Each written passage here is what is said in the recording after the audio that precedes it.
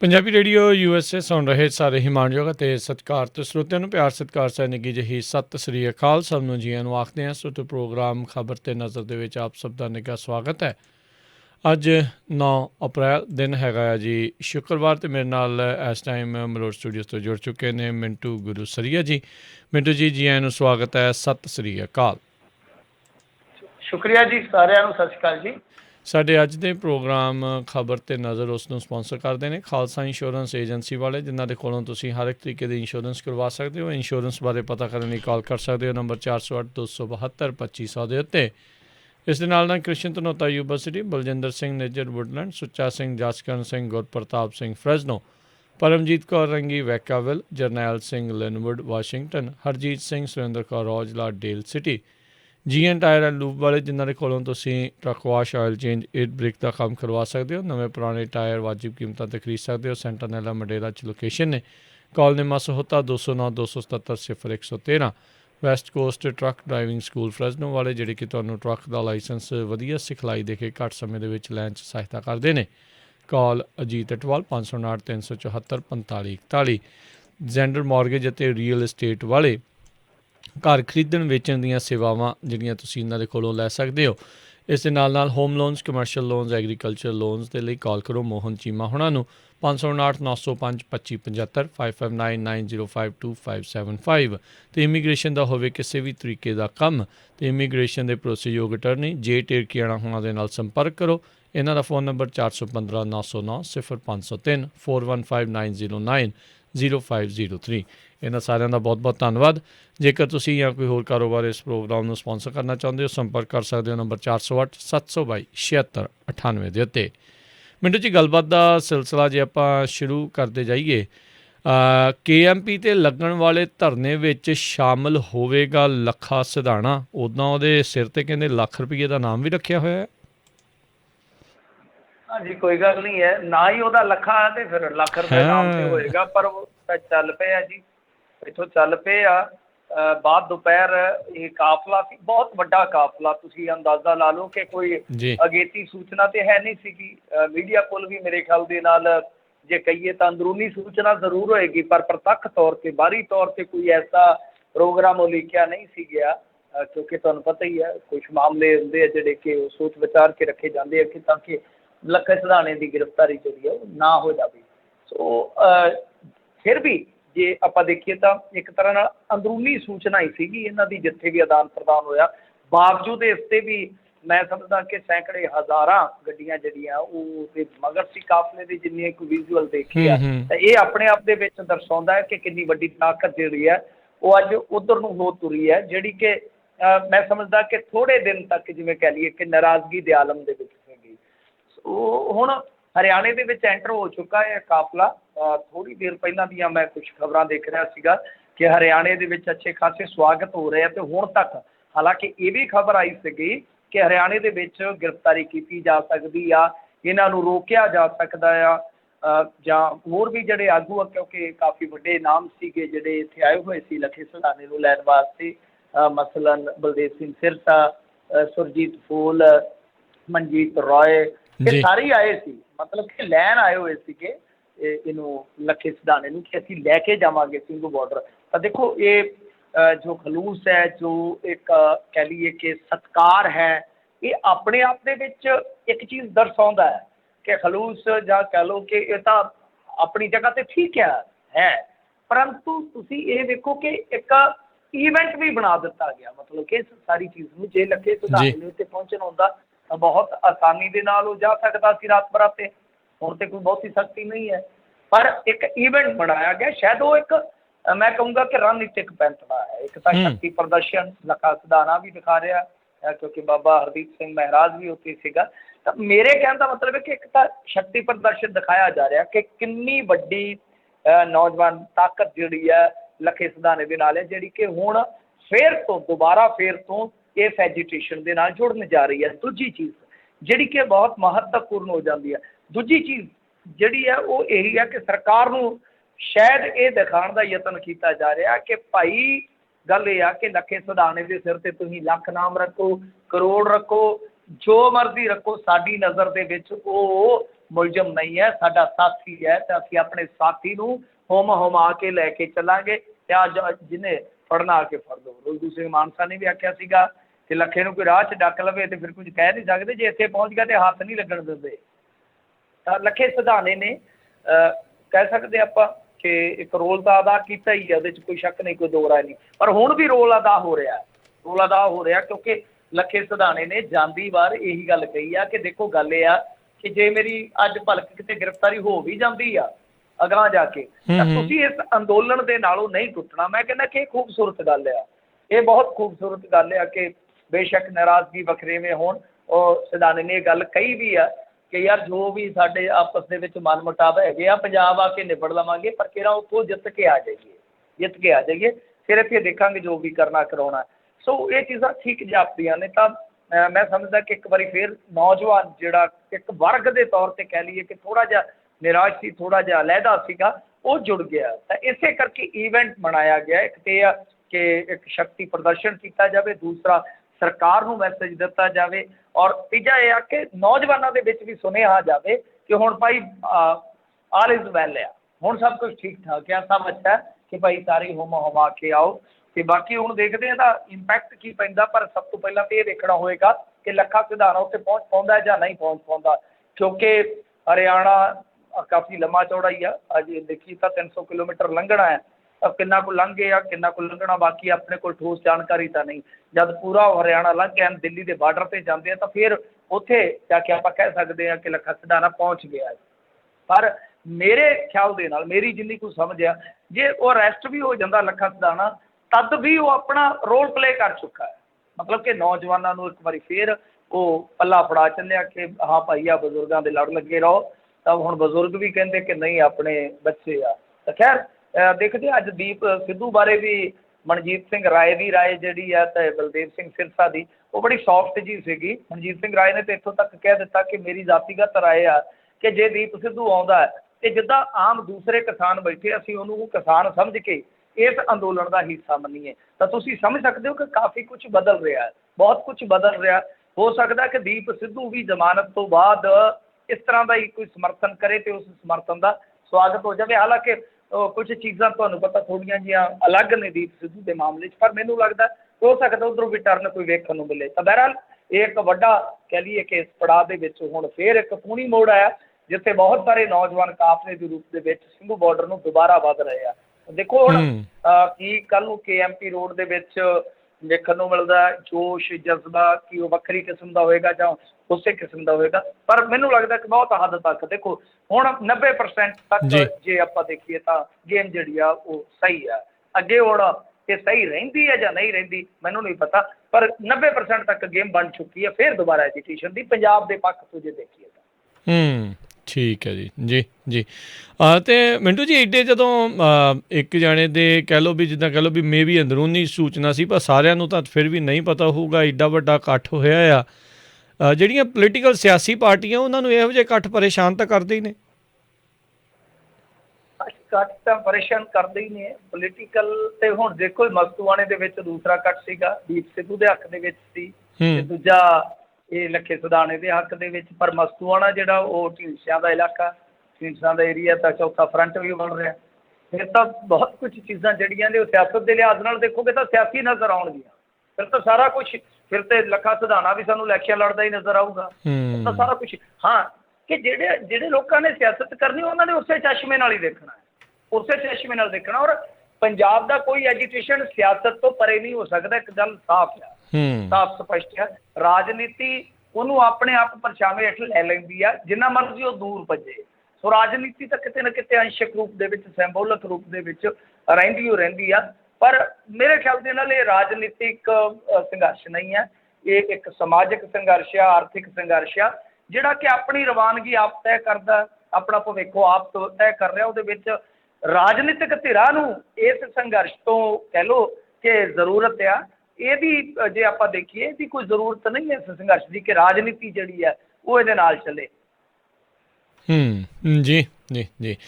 ਬਠਿੰਡੇ ਦੀ ਦਾਣਾ ਮੰਡੀ ਵਿੱਚ ਪਹੁੰਚੀ ਬਾਹਰਲੇ ਸੂਬਿਆਂ ਤੋਂ ਲਿਆਂਦੀ ਕਣਕ।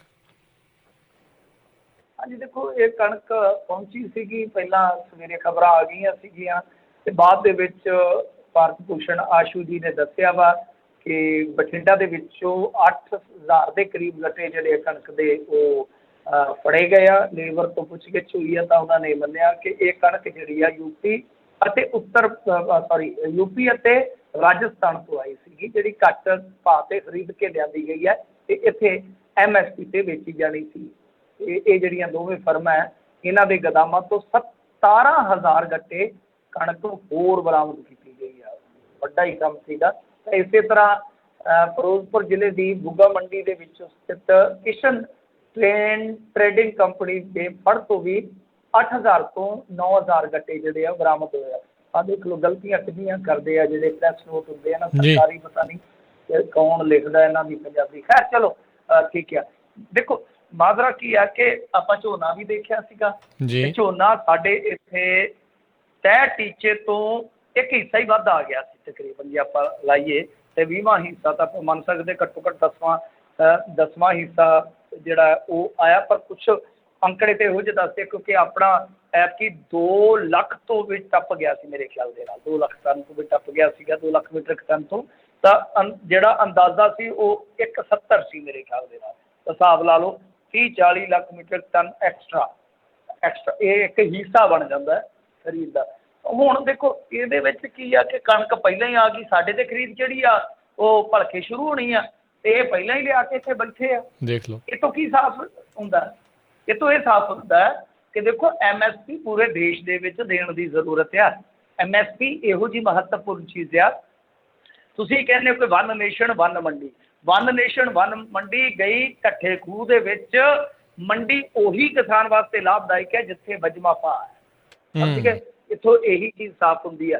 ਨਜ਼ਰ ਚੀਜ਼ ਜਿਹੜੀ ਇਹਦੇ ਮਾਮਲੇ ਦੇ ਵਿੱਚ ਸਪਸ਼ਟ ਆ ਕਿ ਦੇਖੋ ਤੁਹਾਡੇ ਕੋਲ ਦਿਖਾਉਣ ਵਾਸਤੇ ਜਿਹੜਾ ਤੁਸੀਂ ਪ੍ਰਬੰਧ ਸੰਦੇ ਤੇ ਥੋਪਣਾ ਚਾਹੁੰਦੇ ਹੋ ਜਾਂ ਥੱਪਣਾ ਚਾਹੁੰਦੇ ਹੋ, ਤੁਹਾਨੂੰ ਦਿਖਾਉਣ ਵਾਸਤੇ ਕੁਛ ਵੀ ਨਹੀਂ ਮਿਲ ਰਿਹਾ। ਜੇ ਅਸੀਂ ਪੁੱਛੀਏ ਕਿ ਜੋ ਸਾਡਾ ਇਹ ਤਾਣਾ ਬਾਣਾ ਹੈ ਇਹਦੇ ਤੋਂ ਬਿਹਤਰ ਕੀ ਕਰੋਗੇ, ਤੁਹਾਡੇ ਕੋਲ ਕੋਈ ਐਗਜ਼ਾਮਪਲ ਨਹੀਂ, ਦੁਨੀਆ ਦੀ ਕੋਈ ਐਗਜ਼ਾਮਪਲ ਨਹੀਂ ਹੈ ਤੁਹਾਡੇ ਕੋਲ। ਪਰ ਸਾਡੇ ਕੋਲ ਤੁਹਾਨੂੰ ਦਿਖਾਉਣ ਵਾਸਤੇ ਬਿਹਾਰ, UP ਤੇ ਰਾਜਸਥਾਨ ਇਹ ਐਗਜ਼ਾਮਪਲਾਂ ਨੇ। ਕਿਆ ਦੇਖ ਲਓ ਇੱਥੇ ਜਾਂ ਤਾਂ MSP ਹੈ ਨਹੀਂ, ਜਾਂ ਹੈ ਤੇ ਅੱਧ ਪਚੱਦਾ ਵਾ ਤੇ ਉੱਥੋਂ ਕਿਵੇਂ ਟਰੇਡ ਹੁੰਦਾ ਹੈ, ਖਰੀਦੀ ਜਾਂਦੀ ਹੈ ਕਣਕ ਕਿਸਾਨ ਤੋਂ ਬਿਲਕੁਲ ਸਸਤੇ ਭਾਅ ਤੇ ਕਹਿ ਲਓ ਕਿ ਲੁੱਟੀ ਜਾਂਦੀ ਆ। ਉਸ ਤੋਂ ਬਾਅਦ ਫਿਰ ਇੱਥੇ ਲਿਆ ਕੇ MSP ਤੇ ਵੇਚੀ ਜਾਂਦੀ ਆ। ਤਾਂ ਵਨ ਨੇਸ਼ਨ ਵਨ ਮੰਡੀ ਨਾ ਕਹੋ, MSP ਦੀ ਮੰਡੀ ਕਹੋ ਕਿ ਜਿੱਥੇ MSP ਦੀ ਮੰਡੀ ਆ ਉੱਥੇ ਹੀ ਲਾ। ਇਹ ਚੀਜ਼ ਪ੍ਰਤੱਖ ਤੌਰ ਤੇ ਆ ਕਿ ਤੁਹਾਡੇ ਕੋਲ ਐਗਜ਼ਾਮਪਲ ਨਹੀਂ ਹੈ ਦੇਣ ਵਾਸਤੇ, ਪਰ ਸਾਡੇ ਕੋਲ ਐਗਜ਼ਾਮਪਲ ਆ ਕਿ ਸਾਡਾ ਸਿਸਟਮ ਬਿਹਤਰ ਆ। ਤਾਂ ਹੀ ਭੱਜ ਕੇ ਜਿਵੇਂ ਗੁੜ ਤੇ ਮੱਖੀਆਂ ਡਿੱਗਦੀਆਂ, ਇਹ ਵਪਾਰੀ ਲਾਲਚੀ ਲੋਕ ਜਿਹੜੇ ਆ ਐਂ ਡਿੱਗਦੇ ਉਹਦੇ।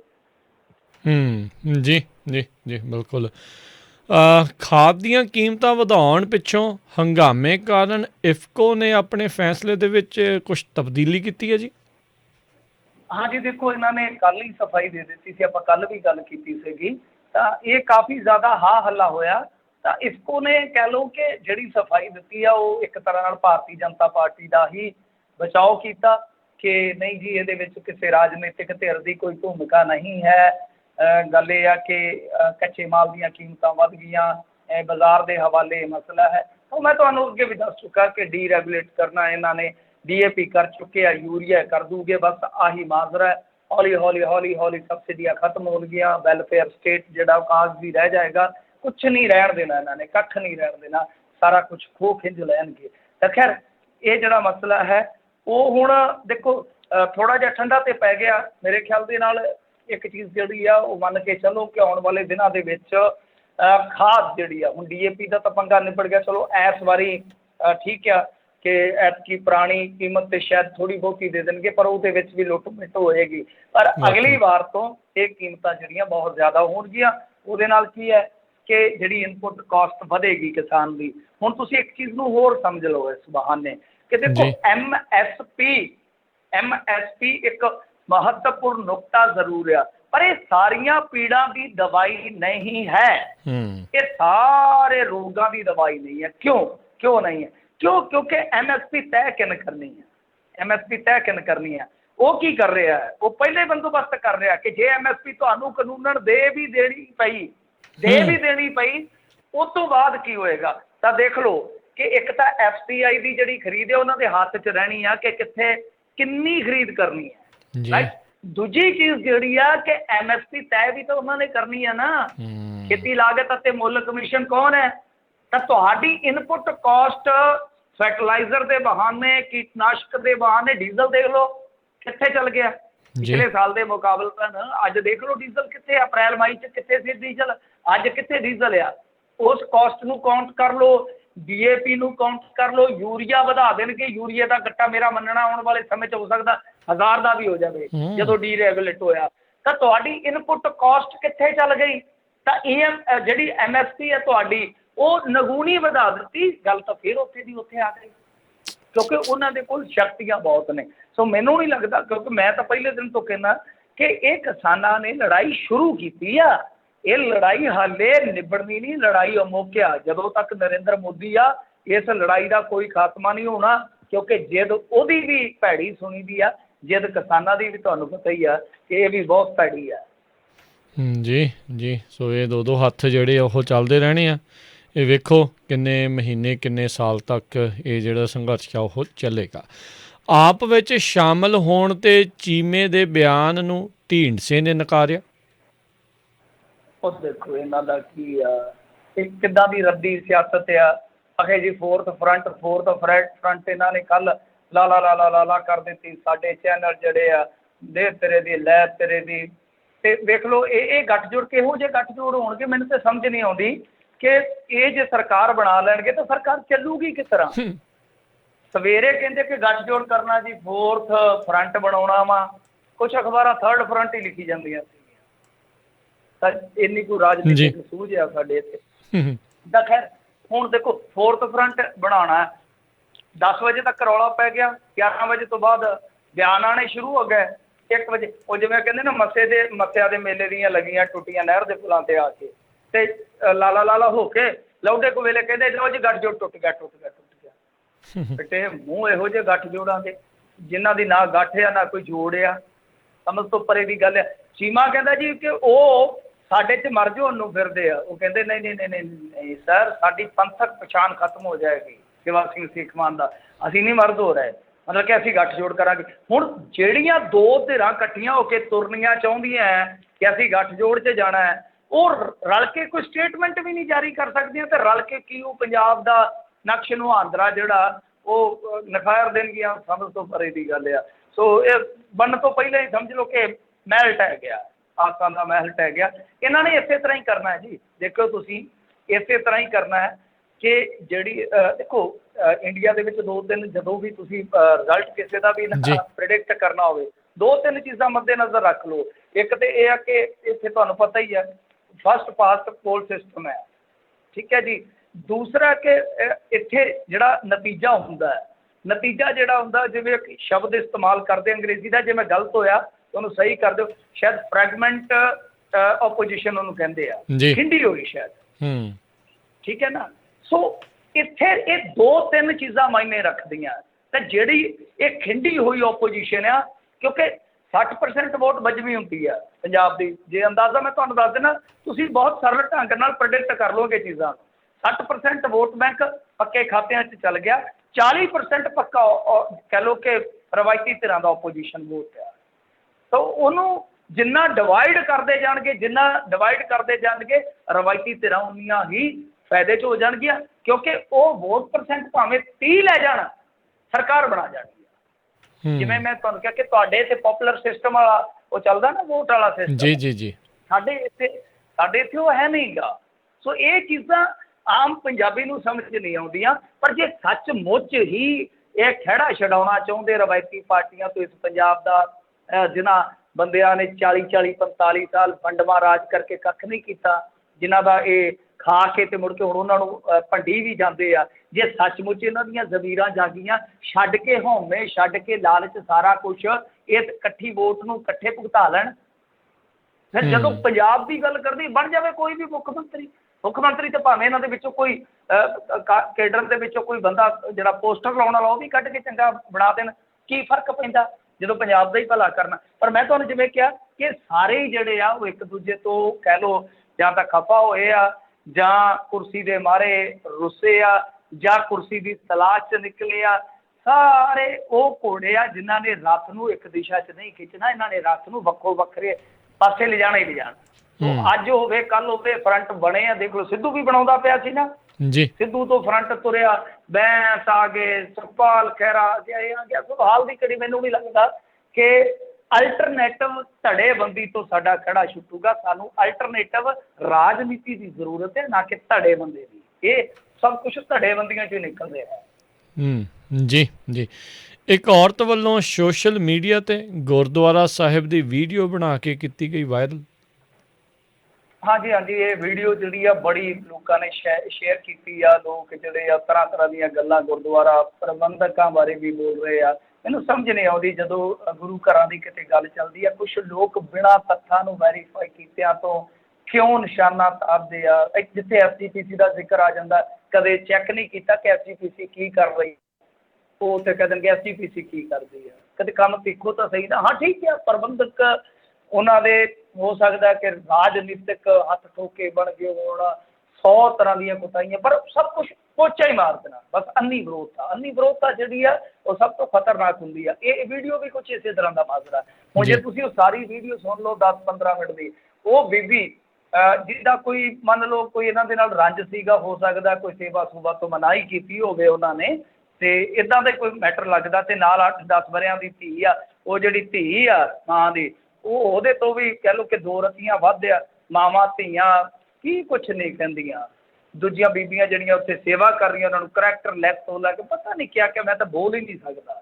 ਸੋ ਬਾਅਦ ਦੇ ਵਿੱਚ ਹੁਣ ਇਹ ਸਾਹਮਣੇ ਆ ਕਿ ਟੱਲੇਵਾਲ ਦੀ ਇਹ ਘਟਨਾ, ਤੇ ਉੱਥੋਂ ਦੇ ਜਿਹੜੇ ਹੈਗੇ ਆ ਗੁਰਦੁਆਰਾ ਪ੍ਰਬੰਧਕ ਔਰ SGPC ਮੈਂਬਰ, ਉਹ ਦੱਸ ਰਹੇ ਕਿ ਤੁਸੀਂ ਆ ਕੇ ਪਤਾ ਤੇ ਕਰੋ ਕਿ ਗੁਰੂ ਘਰ ਕਿੰਨੀ ਸੇਵਾ ਕਰਦਾ, ਕਿੰਨਾ ਕੁਛ ਕਰਦਾ। ਅਸਲ ਦੇ ਵਿੱਚ ਉਹ ਔਰਤ ਜਿਹੜੀ ਆ, ਹੁਣ ਉਹਨੂੰ ਦੱਸਿਆ ਜਾ ਰਿਹਾ ਕਿ ਥੋੜ੍ਹੀ ਮਾਨਸਿਕ ਤੌਰ 'ਤੇ ਠੀਕ ਨਹੀਂ ਹੈ। ਪਰ ਜੋ ਵੀ ਆ, ਮੈਂ ਕਹਿੰਦਾ ਕਿ ਉਹ ਜਿਹੜੇ ਸ਼ੇਅਰ ਕਰਨ ਵਾਲੇ, ਕਮੈਂਟਬਾਜ਼ੀ ਕਰਨ ਵਾਲੇ ਆ, ਜੇ ਥੋੜ੍ਹਾ ਰੁਕ ਕੇ ਕੋਈ ਰਾਏ ਬਣਾਉਣ ਤਾਂ ਠੀਕ ਰਹੇਗਾ।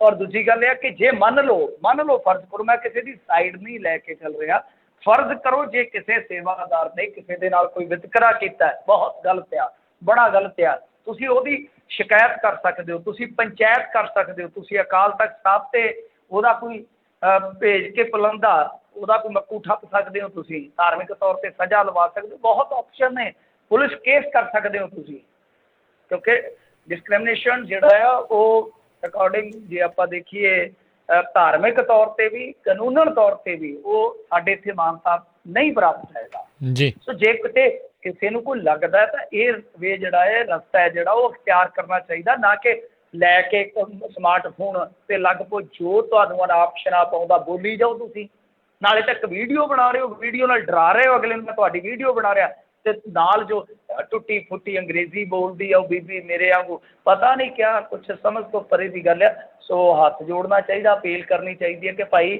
ਜਲੂਸ ਨਾ ਕਢਾਓ, ਤੁਹਾਡੀਆਂ ਨਾ ਆਪਣੀਆਂ ਰੰਜਿਸ਼ਾਂ ਦਾ। ਆ ਹੁਣ ਕੱਲ੍ਹ ਇੱਕ ਸੇਵਾਦਾਰ ਨੇ ਕਰਤੂਤ ਕੀਤੀ ਹੈ ਮੇਰੇ ਖਿਆਲ ਦੇ ਨਾਲ, ਮਾਸੂਮ ਬੱਚੀ ਨੂੰ ਬਲੈਕਮੇਲ ਕੀਤਾ, ਉਹਨੂੰ ਰੇਪ ਕੀਤਾ ਸ਼ਾਇਦ, ਤੇ ਉਹ ਕਿੰਨੀ ਸ਼ਰਮਸਾਰ ਕਰਨ ਵਾਲੀ ਗੱਲ ਆ ਕਿ ਸਾਰੀ ਕੌਮ ਜਿਹੜੀ ਬਦਨਾਮ ਹੁੰਦੀ ਆ, ਸਾਰਾ ਜਿਹੜਾ ਆਪਾਂ ਕਹਿ ਲਈਏ ਪੰਜਾਬ ਬਦਨਾਮ ਹੁੰਦਾ ਇਹਨਾਂ ਚੀਜ਼ਾਂ 'ਚ। ਸਬਰ ਕਰਨਾ ਚਾਹੀਦਾ, ਸੰਤੋਖ ਕਰਨਾ ਚਾਹੀਦਾ। ਹਾਂ, ਜੇ ਤੁਹਾਨੂੰ ਨਿਆਂ ਨਹੀਂ ਮਿਲਦਾ ਫਿਰ ਤੁਸੀਂ ਲਾਈਵ ਹੋ ਸਕਦੇ ਹੋ, ਲਾਈਵ 'ਤੇ ਕਿਹੜਾ ਕੋਈ ਚੁੰਗੀ ਟੈਕਸ ਲੱਗਦਾ, ਜਦੋਂ ਮਰਜ਼ੀ ਹੋ ਜਾਓ।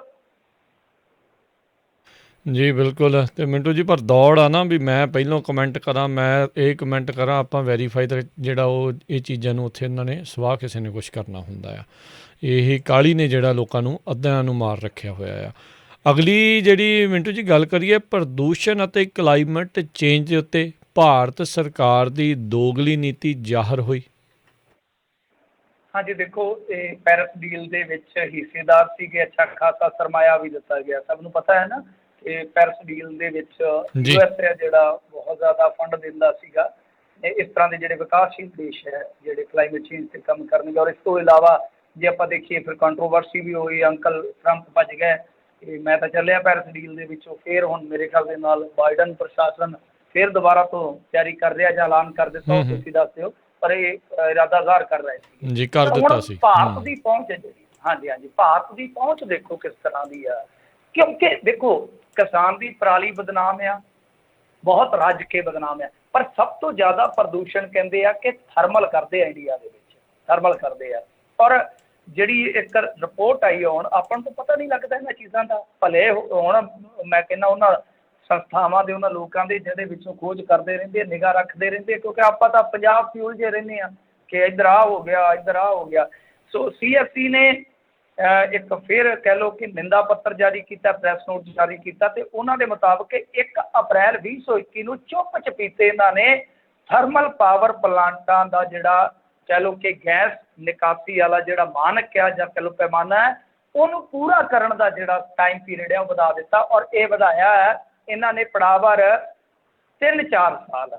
ਮਸਲਨ ਉਹਦੇ 'ਚ ਮੈਂ ਤੁਹਾਨੂੰ ਸਾਫ਼ ਕਰ ਦੇਣਾ ਥੋੜ੍ਹਾ ਜਿਹਾ ਕਿ ਇਹਨਾਂ ਨੇ ਕੀ ਸੀਗਾ ਕਿ ਜੋ ਕੌਮਾਂਤਰੀ ਪੱਧਰ 'ਤੇ ਸੰਧੀ ਹੋਈ, ਪੈਰਿਸ ਡੀਲ ਹੋਈ, ਉਸ ਦੇ ਮੁਤਾਬਕ ਪੈਰਿਸ ਡੀਲ ਦੇ ਵਿੱਚ ਜੋ ਵੀ ਇਹਨਾਂ ਦਾ ਸਮਝੌਤਾ ਹੈ, ਉਹਦੇ ਤਹਿਤ ਇਹਨਾਂ ਨੇ 2017 ਤੱਕ ਇਹ ਜਿਹੜਾ ਆਪਾਂ ਹਿੰਦੀ ਦਾ ਇੱਕ ਸ਼ਬਦ ਕਰਦੇ ਹਾਂ ਇਸਤੇਮਾਲ, ਉਤਸਰਜਨ, ਤਾਂ ਵੈਸੇ ਉਹ ਗੈਸ ਨਿਕਾਸੀ ਹੋਏਗਾ ਪੰਜਾਬ ਦੇ ਵਿੱਚ, ਅਤੇ ਉਹ ਨਿਕਾਸੀ ਜਿਹੜੀ ਘੱਟ ਕਰਨੀ ਹੈ। ਜਿਵੇਂ ਇਹਦੇ 'ਚ ਮੇਰੇ ਖਿਆਲ ਦੇ ਨਾਲ ਡਾਇਆ ਸਲਫਰ ਆਕਸਾਈਡ ਹੁੰਦਾ, ਕੋਲੇ ਦੇ ਨਾਲ, ਜਾਂ ਕੋਈ ਹੋਰ PM ਪਾਰਟੀਕੂਲੇਟ ਮੈਟਰ ਜਿਹਨੂੰ ਆਪਾਂ ਕਹਿ ਦਿੰਦੇ ਹਾਂ, ਜਿੱਦਾਂ 2.5 10 ਇੱਦਾਂ ਆ ਜਾਂਦਾ ਨਾ ਹਵਾ ਦੇ ਵਿੱਚ ਕਣ, ਕਿ ਪ੍ਰਤੀ ਘਣ ਮੀਟਰ ਕਿੰਨੇ ਉਹ ਕਣ ਨੇ ਬਰੀਕ, ਫਿਰ ਆ ਨਾਈਟ੍ਰੋਜਨ ਵਗੈਰਾ ਜੋ ਵੀ ਕਹਿ ਲਓ ਪ੍ਰਦੂਸ਼ਣ ਜਿਹੜੇ ਤੱਤ ਹੁੰਦੇ, ਜਿਹੜੇ ਪ੍ਰਦੂਸ਼ਣ ਜਿਹੜਾ ਵਧਾਉਂਦੇ ਨੇ, ਤਾਂ ਉਹ ਸਾਰੇ ਨਿਕਲਦੇ ਆ ਜ਼ਿਆਦਾਤਰ ਇਹਦੇ ਵਿੱਚੋਂ।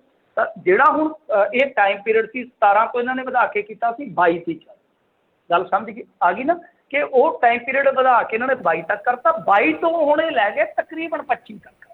ਚੁੱਪ ਕੀਤੇ ਇਹਨਾਂ ਨੇ ਉਸੇ ਨੋਟੀਫਿਕੇਸ਼ਨ ਨੂੰ ਅਮੈਂਡ ਕਰਕੇ ਦੁਬਾਰਾ ਜਾਰੀ ਕਰ ਦਿੱਤਾ ਕਿ ਦੇਖੋ ਜੀ ਗੱਲ ਇਹ ਆ ਕਿ ਜਿਹੜੇ NCR ਤੇ ਕੁਛ ਸ਼ਹਿਰ ਜਿਹੜੇ 10 ਕਿਲੋਮੀਟਰ ਦੇ ਦਾਇਰੇ 'ਚ ਆ, ਜਿਨ੍ਹਾਂ ਦੀ ਆਬਾਦੀ ਜਿਹੜੀ ਆ 2011 ਦੇ ਸੈਂਸਸ ਦੇ ਮੁਤਾਬਕ 10 ਲੱਖ ਤੋਂ ਵੱਧ ਆ, ਉਹਨਾਂ ਨੂੰ ਅਸੀਂ ਟਾਈਮ ਦਿੰਦੇ ਹਾਂ ਅਖੀਰ ਤੱਕ, ਯਾਨੀ 2022 ਤੱਕ, ਦਸੰਬਰ 2022 ਤੱਕ। ਇਸ ਤਰ੍ਹਾਂ ਕੈਟਾਗਰੀ B ਰੱਖ ਦਿੱਤੀ ਕਿ ਜਿਹੜੇ ਨੌਨ ਅਟੈਨਮੈਂਟ ਸਿਟੀਜ਼ ਆ 10 ਕਿਲੋਮੀਟਰ ਦੇ ਦਾਇਰੇ 'ਚ ਜਿਹੜੇ ਥਰਮਲ ਆ ਉਹਦੇ, ਤਾਂ ਉਹਨਾਂ ਨੂੰ 31 ਦਸੰਬਰ 2023 ਤੱਕ ਦਾ ਟਾਈਮ ਦਿੰਦੇ ਆ, ਅਤੇ ਜਿਹੜੇ ਅਦਰ ਹੈ ਉਹਨਾਂ ਨੂੰ ਅਸੀਂ ਦਿੰਦੇ ਹਾਂ 31 ਦਸੰਬਰ 2024, ਮਤਲਬ ਕਿ 25 ਤੱਕ ਲੈ ਗਏ। ਤਾਂ ਇਹਦਾ ਮਤਲਬ ਇਹ ਆ ਕਿ ਉਹ ਜਿਵੇਂ ਹੁਣ ਅਡਾਨੀ ਹੋਰਾਂ ਦੇ ਪਾਵਰ ਪਲਾਂਟ ਹੈ ਜਾਂ ਫਲਾਣੇ ਟਮਕਾਣੇ ਦੇ, ਸਾਰਿਆਂ ਨੂੰ ਤਦ ਤੱਕ ਇੱਕ ਤਰ੍ਹਾਂ ਨਾਲ ਕਹਿ ਲਓ ਪ੍ਰਦੂਸ਼ਣ ਫੈਲਾਉਣ ਦਾ ਲਾਇਸੈਂਸ ਦੇ ਦਿੱਤਾ ਗਿਆ ਕਿ ਚੱਕ ਦਿਓ ਮਿੱਠੇ ਭਾਈ, ਅਸੀਂ ਤੁਹਾਡੇ ਨਾਲ ਆ। ਸੋ ਇਸ ਤਰ੍ਹਾਂ ਇਹ ਸਭ ਕੁਛ ਜਿਹੜਾ ਕਰਦੇ ਆ ਕਲਾਈਮੇਟ ਚੇਂਜ 'ਤੇ। ਸਭ ਤੋਂ ਜ਼ਿਆਦਾ ਰੋਣਾ ਇਹ ਹੁੰਦੇ ਆ ਕਿ ਆਹ ਦੇਖੋ ਹੁਣ ਕਾਰਾਂ ਵੀ, ਪੁਰਾਣੀਆਂ ਕਾਰਾਂ ਜਿਹੜੀਆਂ ਗਰੀਬਾਂ ਦੀਆਂ ਹੈਗੀਆਂ, ਮਿਡਲ ਕਲਾਸ ਲੋਕਾਂ ਨੇ ਖਰੀਦੀਆਂ, ਉਹ ਕਹਿੰਦੇ ਆ ਕਿ ਨਹੀਂ ਚੱਲਣ ਦੇਣੀਆਂ, ਕਲਾਈਮੇਟ ਚੇਂਜ ਤੇ ਆਪਾਂ ਕੰਮ ਕਰਨਾ। ਸੋ ਜਿਹੜਾ ਕੋਲਾ ਹੈ, ਸਭ ਨੂੰ ਪਤਾ ਹੋਏਗਾ ਕਿ ਬਿਜਲੀ ਦੀ ਜਿਹੜੀ ਇੱਥੇ ਹੈਗੀ ਆ ਉਤਪਾਦਨ ਸ਼ਕਤੀ ਇੰਡੀਆ ਦੀ, ਉਹਦੇ ਵਿੱਚ 56% ਹਿੱਸਾ ਜਾਨੀ ਕੋਲੇ ਦਾ ਹੈ। ਜਿੰਨੀ ਵੀ ਇਹ ਪਾਵਰ ਜਨਰੇਟ ਕਰਦੇ ਆ 56% ਕੋਲੇ ਤੋਂ ਬਣਦੀ ਹੈ। ਔਰ ਇਹਦਾ ਇੱਕ ਹੋਰ ਵੀ ਤੁਹਾਨੂੰ ਮੈਂ ਦੱਸਾਂ ਬਹੁਤ ਮਾੜਾ ਪ੍ਰਭਾਵ ਹੈ ਸਾਡੇ ਵਾਤਾਵਰਨ 'ਤੇ, ਤਾਂ ਹੈ ਹੀ ਹੈ, ਸਾਡੇ ਪਾਣੀ 'ਤੇ ਬਹੁਤ ਪ੍ਰਭਾਵ ਹੈ ਇਹਦਾ। ਇਹ ਸ਼ਾਇਦ ਜਿਹੜੇ ਵਾਤਾਵਰਨ ਐਕਸਪਰਟ ਹੈ ਨਾ, ਉਹਨਾਂ ਨੂੰ ਪਤਾ ਹੋਏਗਾ ਕਿ ਜਿੰਨਾ ਇੰਡਸਟਰੀ ਦੇ ਵਿੱਚ ਇੰਡੀਆ 'ਚ ਪਾਣੀ ਇਸਤੇਮਾਲ ਹੁੰਦਾ ਨਾ ਰਾਜ ਕਰਨਵੀਰ ਸਿੰਘ ਜੀ, ਉਹ ਕੋਲੇ ਕਰਕੇ ਕਹਿ ਲਓ ਕਿ 70% ਪਾਵਰ ਸੈਕਟਰ ਦੇ ਵਿੱਚ ਜਾਂਦਾ। ਇੰਨਾ ਜ਼ਿਆਦਾ ਪਾਣੀ ਇਕੱਲੇ ਪਾਵਰ ਸੈਕਟਰ ਦੇ ਵਿੱਚ ਜਾਂਦਾ। ਇੰਡਸਟਰੀ ਦਾ ਕਹਿ ਲਓ ਕਿ 2 ਹਿੱਸੇ ਪਾਣੀ ਜਿਹੜਾ ਹਿਸਾਬ ਲਾ ਲਓ ਕਿ ਉਹ ਇੱਧਰ ਹੀ ਚਲੇ ਜਾਂਦਾ। ਤਾਂ ਇਹ ਆਪਣੇ ਆਪ ਦੇ ਵਿੱਚ ਬਹੁਤ ਹੈਰਾਨਗੀ ਵਾਲੀ ਗੱਲ ਆ। 3 ਹਿੱਸੇ ਕਹਿ ਲਓ, 3 ਹਿੱਸੇ ਪਾਣੀ ਹੈ ਜਿਹੜਾ ਉਹ ਇੱਧਰ ਹੋ ਜਾਂਦਾ। ਇਹਨਾਂ ਦਾ ਪੈਮਾਨਾ ਇਹੋ ਸੀਗਾ ਕਿ ਅਸੀਂ ਮਤਲਬ ਕਿ ਜਿਹੜੀ ਹੈਗੀ ਆ PM, ਜਿਵੇਂ ਮੈਂ ਕਿਹਾ ਕਿ ਉਹਦੇ 'ਚ 35% ਕਟੌਤੀ ਕਰਨੀ ਹੈ ਪਾਵਰ ਸੈਕਟਰ ਦੇ ਵਿੱਚੋਂ, ਸਲਫਰ ਡਾਈਆਕਸਾਈਡ ਦੀ 80% ਕਟੌਤੀ ਕਰਨੀ ਹੈ, ਨਾਈਟ੍ਰੋਜਨ ਦੀ ਨਿਕਾਸੀ ਦੀ ਅਸੀਂ 42% ਕਟੌਤੀ ਕਰਨੀ ਹੈ। ਪਰ ਇਹ ਸਾਰੀਆਂ ਗੱਲਾਂ ਜਿਹੜੀਆਂ ਹਵਾਈ ਰਹਿ ਗਈਆਂ। ਅਤੇ ਜਿਹੜੇ ਲੋਕ ਪਰਾਲੀ 'ਤੇ ਬਹੁਤ ਟਕੇ ਦੀਆਂ ਰੋੜਦੇ ਆ, ਉਹਨਾਂ ਨੂੰ ਇਹ ਤੱਥ ਜਿਹੜੇ ਆ ਮੂੰਹ 'ਤੇ ਮਾਰ ਕੇ ਸਮਝਾ ਦਿਓ ਕਿ ਤੁਹਾਡੀ ਸਰਕਾਰ ਕਿੱਦਾਂ ਚੱਲਦੀ ਆ। ਜੀ ਬਿਲਕੁਲ। ਅਤੇ ਮਿੰਟੂ ਜੀ ਆਪਾਂ ਇੱਥੇ ਇੱਕ ਬ੍ਰੇਕ ਲਵਾਂਗੇ, ਬ੍ਰੇਕ ਤੋਂ ਬਾਅਦ ਸਰੋਤਿਓ ਵਾਪਸ ਹਾਜ਼ਰ ਹੋਵਾਂਗੇ। ਅਤੇ ਅੱਜ ਜਿਹੜੇ ਤੁਹਾਡੇ ਸਵਾਲ ਵੀ ਜਿਹੜੇ ਲਏ ਜਾਣਗੇ, ਅਤੇ ਸਵਾਲ ਕਰਨ ਦੇ ਲਈ ਸਟੂਡੀਓ ਦਾ ਫ਼ੋਨ ਨੰਬਰ ਹੈ 408 272 5200 4082725200। ਅਤੇ ਆਪਾਂ ਮਿਲਦੇ ਹਾਂ ਆਪਣੇ ਸਰੋਤਿਆਂ ਨੂੰ ਇੱਕ ਬ੍ਰੇਕ ਤੋਂ ਬਾਅਦ ਦੇ ਵਿੱਚ।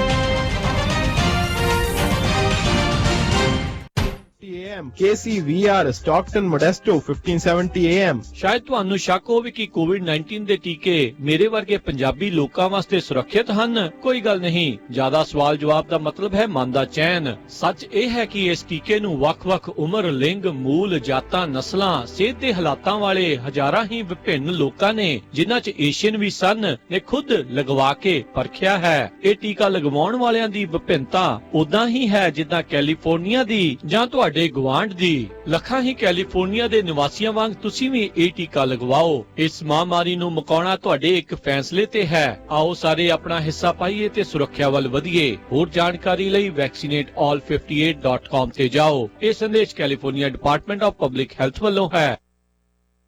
सरदार जी इस बार बर्थडे ते मेनू गिफ्ट की दे रहे हो? ਉਹ ਲੈ ਦਾਂਗੇ ਵਧੀਆ ਜਿਹਾ ਸੂਟ ਤੈਨੂੰ। जी यार की सूट साट ना गल नहीं बननी, मैं तो नवी गड्डी लेनी है। ਲੈ ਫਿਰ ਜੇ ਇਹ ਗੱਲ ਆ ਤਾਂ ਚੱਲ ਚਲੀਏ ਟੋਯੋਟਾ ਆਫ ਕਲੋਬਿਸ ਵਾਲਿਆਂ ਦੇ ਤੇ ਕੈਨ ਵਿਰਕ ਭਾਜੀ ਨਾਲ ਬਣਾਉਂਦੇ ਆਪਾਂ ਵਧੀਆ ਜੀ ਡੀਲ। ਨਾਲੇ ਤੇਰੀ ਪੁਰਾਣੀ ਗੱਡੀ ਵੀ ਸੇਲ ਕਰ ਦਾਂਗੇ ਤੇ ਫਾਈਨੈਂਸ ਵੀ ਉੱਥੋਂ ਕਰਵਾ ਲਵਾਂਗੇ। Toyota of Clovis number 1 dealer in Valley, जिन्हां कोल है बहुत वड्डी इन्वेंटरी ते इन्हां दा पंजाबी स्टाफ, जिन्हां विच assistant manager Ken Virk, sales manager KK ਅਤੇ फाइनेंस मैनेजर मैट ਤੁਹਾਨੂੰ ਬੜੇ ਹੀ ਵਧੀਆ ਤਰੀਕੇ ਦੇ ਨਾਲ ਹਰ ਗੱਲ ਸਮਝਾਉਂਦੇ ਹਨ। ਨਵੀਂ ਗੱਡੀ ਲੈਣ ਦੇ ਨਾਲ ਤੁਸੀਂ ਆਪਣੀ ਕੋਈ ਵੀ ਪੁਰਾਣੀ ਗੱਡੀ ਵੇਚ ਵੀ ਸਕਦੇ ਹੋ। ਵਧੇਰੇ ਜਾਣਕਾਰੀ ਲਈ ਗੱਲ ਕਰ ਸਕਦੇ ਹੋ KK 5592943142 ਜਾਂ ਫਿਰ ਕੈਨਵਿਰਕ 5593133470 559-294-3142 ਜਾਂ ਫਿਰ 559-313-3470। Toyota of Clovis 895 west Shaw avenue Clovis. ਅੱਜ ਹੀ ਜਾਓ ਤੇ ਲੈ ਆਓ ਆਪਣੀ ਮਨਪਸੰਦ ਦੀ ਨਵੀਂ ਨਕੋਰ ਕਾਰ।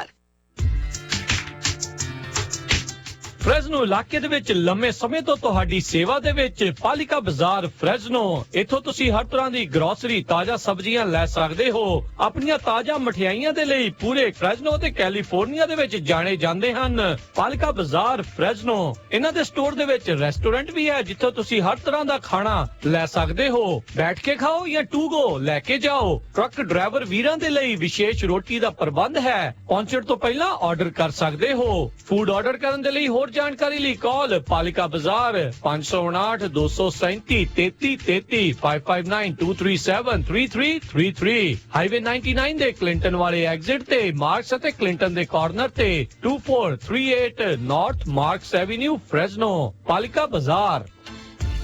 ਤੁਸੀਂ ਸੁਣ ਰਹੇ ਹੋ ਪੰਜਾਬੀ ਰੇਡੀਓ USA। ਆਪਣੇ ਬਿਜ਼ਨਸ ਦੀ ਐਡ ਲਈ ਕਾਲ 4087227698। टैक्स बचाने ਲਈ ਜਾਂ ਬਣਦਾ ਪੂਰਾ ਰਿਫੰਡ ਸਿੱਧਾ ਬੈਂਕ ਵਿੱਚ ਛੇਤੀ ਜਮ੍ਹਾਂ ਕਰਾਉਣ ਦੇ ਲਈ ਕਾਲ ਕਰੋ ਪੁਸ਼ਪਿੰਦਰ ਪਾਤੜਾ ਹੋਰਾਂ ਨੂੰ। ਪੁਸ਼ਪਿੰਦਰ ਪਾਤੜਾ ਪਿਛਲੇ 15 ਸਾਲ ਤੋਂ ਕੈਲੀਫੋਰਨੀਆ 'ਚ ਪਰਸਨਲ, LLC ਜਾਂ ਕਾਰਪੋਰੇਸ਼ਨ ਦੇ ਇਨਕਮ ਟੈਕਸ, ਪੇਰੋਲ ਤੇ ਬੁੱਕ ਕੀਪਿੰਗ ਦੀਆਂ ਸੇਵਾਵਾਂ ਦੇ ਰਹੇ ਨੇ। ਕਰੋਨਾ ਕਰਕੇ ਟੈਕਸ 'ਚ ਫਾਇਦਾ ਦਿਵਾਉਣ ਦੇ ਲਈ ਤੁਹਾਡੀ ਪੂਰੀ ਮਦਦ ਕਰਨਗੇ। ਕਰੋਨਾ ਤੋਂ ਬਚਣ ਲਈ ਤੁਸੀਂ ਘਰ ਬੈਠੇ ਵੀ ਟੈਕਸ ਭਰਵਾ ਸਕਦੇ ਹੋ। ਸਮਾਂ ਬਚਾਉਣ ਦੇ ਲਈ ਅਪਾਇੰਟਮੈਂਟ ਬਣਾਉਣ ਤੋਂ ਪਹਿਲਾਂ ਹੀ ਆਪਣੇ ਪੇਪਰ 10 ਤੋਂ 5 ਵਜੇ ਸੱਤੇ ਦਿਨ ਦਫ਼ਤਰ 'ਚ ਫੜਾ ਸਕਦੇ ਹੋ। ਜੇ ਚਾਹੋ ਤਾਂ ਫੋਟੋ ਖਿੱਚ ਕੇ ਸਿਕਿਉਰ ਲਿੰਕ ਜਾਂ ਫੈਕਸ ਰਾਹੀਂ ਵੀ ਭੇਜ ਸਕਦੇ ਹੋ। ਯਾਦ ਰਹੇ, ਅਮਰੀਕਾ 'ਚ ਘਰ, ਕਾਰ ਜਾਂ ਬਿਜ਼ਨਸ ਲੈਣ ਸਮੇਂ ਸਭ ਤੋਂ ਅਹਿਮ ਤੁਹਾਡੇ ਟੈਕਸ ਦੇ ਪੇਪਰ ਨੇ। ਐਕਸਪਰਟ ਐਡਵਾਈਸ ਤੇ 5 ਸਟਾਰ ਕਸਟਮਰ ਸਰਵਿਸ ਦੇ ਲਈ ਟੈਕਸ ਐਕਸਪਰਟ ਪੁਸ਼ਪਿੰਦਰ ਪਾਜੀ ਦੇ ਨਾਲ ਅਪਾਇੰਟਮੈਂਟ ਬਣਾਉਣ ਲਈ ਕਾਲ ਕਰੋ 559-525-2500 559-525-2500 ਜਾਂ ਡਾਊਨਲੋਡ ਕਰੋ ਐਪ ਟੈਕਸ 559।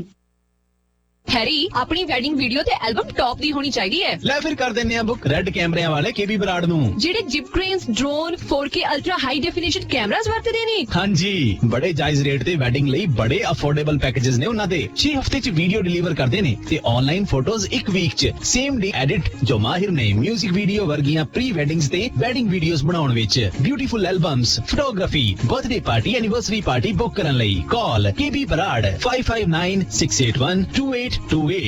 ਤੁਹਾਡੇ ਆਪਣੇ ਸ਼ਹਿਰ ਫ੍ਰੈਜ਼ਨੋ ਦੇ ਵਿੱਚ ਇੰਡੀਅਨ ਰੈਸਟੋਰੈਂਟ ਦਾਣਾ ਪਾਣੀ, ਜਿੱਥੋਂ ਖਾ ਸਕਦੇ ਹੋ ਹਰ ਇੱਕ ਤਰ੍ਹਾਂ ਦਾ ਵੈਜੀਟੇਰੀਅਨ ਤੇ ਨਾਨ ਵੈਜੀਟੇਰੀਅਨ ਫੂਡ। ਇਹ ਖੁੱਲੇ ਰਹਿੰਦੇ ਹਨ ਸਵੇਰੇ 10 ਵਜੇ ਤੋਂ ਲੈ ਕੇ ਰਾਤੀ 10 ਵਜੇ ਤੱਕ। ਇੱਥੋਂ ਤੁਸੀਂ ਖਾ ਸਕਦੇ ਹੋ veg biryani, chicken biryani, lamb biryani, chaat papdi, aloo tikki, gol gappe, ਸਾਗ, ਮੱਕੀ ਦੀ ਰੋਟੀ, ਪਾਲਕ ਪਨੀਰ ਅਤੇ ਕੜਾਹੀ ਪਨੀਰ, ਫਿਸ਼ ਪਕੌੜਾ, ਚਿਕਨ ਕਰੀ ਅਤੇ ਤੰਦੂਰੀ ਚਿਕਨ ਵੀ ਖਾ ਸਕਦੇ ਹੋ। ਗੱਲ ਕਰ ਸਕਦੇ ਹੋ 559-900-0013 ਦਾਣਾ ਪਾਣੀ ਇੰਡੀਅਨ ਰੈਸਟੋਰੈਂਟ 3135 ਈਸਟ ਸੈਂਟਰ। ਬੇ ਏਰੀਆ ਵਿੱਚ ਹਾਵਰਡ ਟਰਾਂਸਪੋਰਟੇਸ਼ਨ ਵਾਲੇ ਇਸ ਮੌਕੇ ਕਲਾਸ ਏ ਡਰਾਈਵਰਜ਼ ਮਿੱਟੀ ਅਤੇ ਡੰਪ ਟਰੱਕਸ ਦੇ ਲਈ ਹਾਇਰ ਕਰ ਰਹੇ ਹਨ। $33 ਪ੍ਰਤੀ ਘੰਟਾ ਤਨਖਾਹ ਮਿਲੇਗੀ। ਕਲੀਨ ਡੀਐਮਵੀ ਰੈਕਡ ਹੋਵੇ, 1 ਸਾਲ ਦਾ ਐਕਸਪੀਰੀਅੰਸ ਹੋਣਾ ਲਾਜ਼ਮੀ ਹੈ। ਨਵੇਂ ਟਰੱਕ ਚਲਾਉਣ ਨੂੰ ਮਿਲਣਗੇ ਅਤੇ ਸਾਰਾ ਹੀ ਕੰਮ ਲੋਕਲ ਹੈ। ਹੋਰ ਜਾਣਕਾਰੀ ਲਈ ਕਾਲ ਕਰਨ ਬੱਲ 9257664371 925 766 4371। मैं पंजाबी बोलियां किते भुल ना जाई जवाना। सत श्री अकाल दोस्तों, मैं तुहाडा अपना जैस धामी, तुसीं सुन रहे हो पंजाबी रेडियो USA।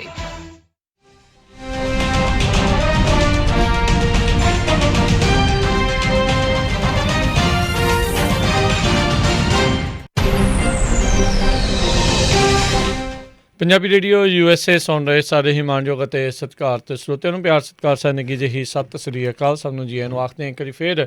ਸਰੋਤਿਓ, ਪ੍ਰੋਗਰਾਮ ਚੱਲ ਰਿਹਾ ਜੀ ਆਪਣਾ ਖਬਰ ਤੇ ਨਜ਼ਰ। ਜੁੜੇ ਹੋਏ ਨੇ ਆਪਣੇ ਨਾਲ ਮਿੰਟੂ ਗੁਰੂਸਰੀਆ ਜੀ। ਜੀ ਆਇਆਂ ਨੂੰ ਸਵਾਗਤ ਹੈ ਇੱਕ ਵਾਰੀ ਫਿਰ ਜੀ। ਸਤਿ ਸ੍ਰੀ ਅਕਾਲ।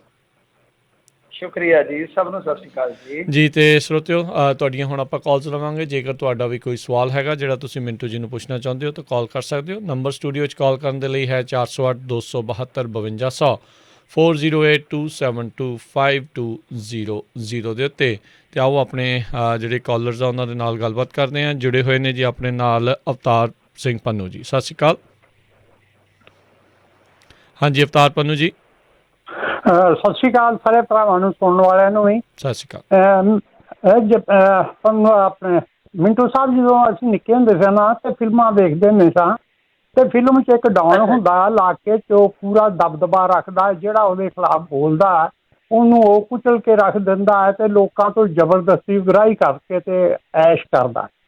ਤੇ ਉਹਦਾ ਦੇ ਜ਼ੁਲਮਾਂ ਨੂੰ ਨਾ ਬਰਦਾਸ਼ਤ ਕਰਦਾ ਕੋਈ ਨੌਜਵਾਨ ਉੱਠਦਾ ਹੈ, ਲੋਕਾਂ ਨੂੰ ਵੰਗਾਰਦਾ ਹੈ, ਲੋਕਾਂ ਨੂੰ ਨਾਲ ਜੋੜਦਾ ਹੈ ਤੇ ਜੋੜ ਕੇ ਤਾਂ ਅਖੀਰ ਉਸ ਜ਼ੁਲਮ ਤੋਂ ਨਿਜਾਤ ਦਿਵਾਉਂਦਾ ਹੈ।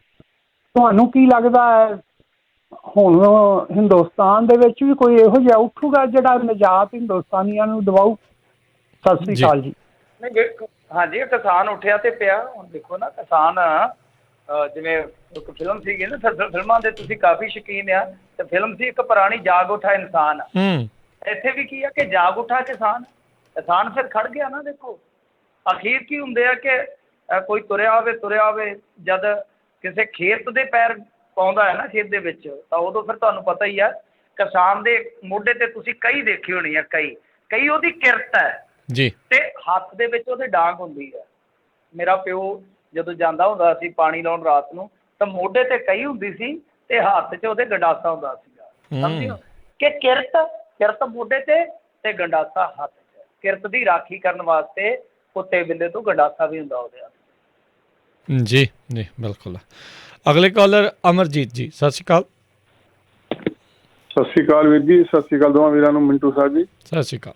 ਸਤਿ ਸ਼੍ਰੀ ਅਕਾਲ ਮਿੰਟੂ ਜੀ ਤੁਹਾਡੀ ਜਿਹੜੀ ਠੁੱਕਦਾਰ ਮਲਵਈ ਬੋਲੀ ਆ ਉਹ ਬਹੁਤ ਹੀ ਮਜ਼ਾ ਦਿੰਦੀ ਹੈ ਔਰ ਤੁਸੀਂ ਬਹੁਤ ਵਧੀਆ ਪ੍ਰੋਗਰਾਮ ਪੇਸ਼ ਕਰਦੇ ਜੀ, ਤੇ ਮੈਂ ਤੁਹਾਨੂੰ ਵਧਾਈ ਵੀ ਦਿੰਦਾ ਇਸ ਗੱਲ ਦੀ। ਤੇ ਮੇਰਾ ਥੋੜਾ ਜਿਹਾ ਸਵਾਲ ਹੈ ਜੀ, ਮੁਖਤਾਰ ਅੰਬਾਸੀ ਜਾਂ ਅੰਸਾਰੀ ਹਾਂਜੀ, ਉਹਦੇ ਬਾਰੇ ਹਾਂਜੀ ਬਹੁਤ ਪੜ੍ਹ ਸੁਣ ਲਿਆ, ਪਰ ਇੱਕ ਦਿਲ 'ਚ ਸਵਾਲ ਜਿਹਾ ਉੱਠਦਾ, ਉਹ ਤੁਸੀਂ ਡੂੰਘਾ ਜਾ ਕੇ ਦੱਸੋਗੇ ਕਿ ਪੰਜਾਬ ਸਰਕਾਰ ਨੇ ਕੀ ਗੰਢੇ ਡਵਾਉਣੇ ਸੀ ਉਹਦੇ ਕੋਲ ਜਿਹੜਾ ਉਹਨੂੰ ਯੂਪੀ ਨਹੀਂ ਜਾਣ ਦਿੰਦੀ? ਪਲੀਜ਼ ਥੋੜਾ ਜਿਹਾ ਦੱਸਿਓ ਡੂੰਘਾ ਜਾ ਕੇ। ਨਹੀਂ, ਕੋਈ ਡੂੰਘੇ ਜਾਣ ਦੀ ਲੋੜ ਹੀ ਨਹੀਂ ਹੈ। ਇੱਥੇ ਤੇ ਸਭ ਕੁਛ ਸਪਸ਼ਟ ਆ ਜੀ, ਸਭ ਕੁਛ ਐਨ ਉੱਤੇ ਆ। ਇੱਥੇ ਉਹ ਬਰਫ਼ ਦੇ ਤੋਂਦੇ ਵਾਲੀ ਕੋਈ ਗੱਲ ਨਹੀਂ ਹੈਗੀ ਕਿ ਤੁਹਾਡੇ ਪੁੱਤੇ ਆ ਤੇ ਫਲਾਣ ਥੱਲੇ ਆ। ਉਹ ਨਹੀਂ, ਐਸਾ ਕੁਛ ਨਹੀਂ ਹੈ। ਅਸਲ ਦੇ ਵਿੱਚ ਜੋ ਕਹਾਣੀ ਸੁਣਨ ਨੂੰ ਮਿਲ ਰਹੀ ਹੈ, ਦੇਖੋ ਇਹਦੇ ਹੁਣ ਐਵੀਡੈਂਸ ਕੋਈ ਡਾਕੂਮੈਂਟ ਤੇ ਮਿਲਣੇ ਨਹੀਂ ਹੈ। ਜਿਹੜੀ ਚਰਚਾ ਸੁਣੀ ਹੈ ਕਿ ਇੱਕ ਬਹੁਤ ਵੱਡੇ ਕਾਂਗਰਸੀ ਦਾ ਫਰਜ਼ੰਦ ਅਨਸਾਰੀ ਦੇ, ਪਤਾ ਨਹੀਂ ਫਰਜ਼ੰਦ ਦਾ ਦੋਸਤ ਆ ਜਾਂ ਅਨਸਾਰੀ ਦੇ ਸਾਲੇ ਦਾ ਦੋਸਤ ਹੈ ਜਾਂ ਕੁਛ ਵੀ ਹੈ, ਤਾਂ ਇਹ ਸਾਰੀ ਗੇਮ ਜਿਹੜੀ ਆ ਉਹ ਇਸੇ ਹੀ ਕਹਿ ਲਓ ਕਿ ਤਰਜ਼ ਤੇ ਚੱਲੀ ਆ, ਇਸੇ ਹੀ ਤਰਜ਼ ਅਮਲ ਤੇ ਹੀ ਇਹਨੂੰ ਅੰਜਾਮ ਦਿੱਤਾ ਗਿਆ ਵਾ।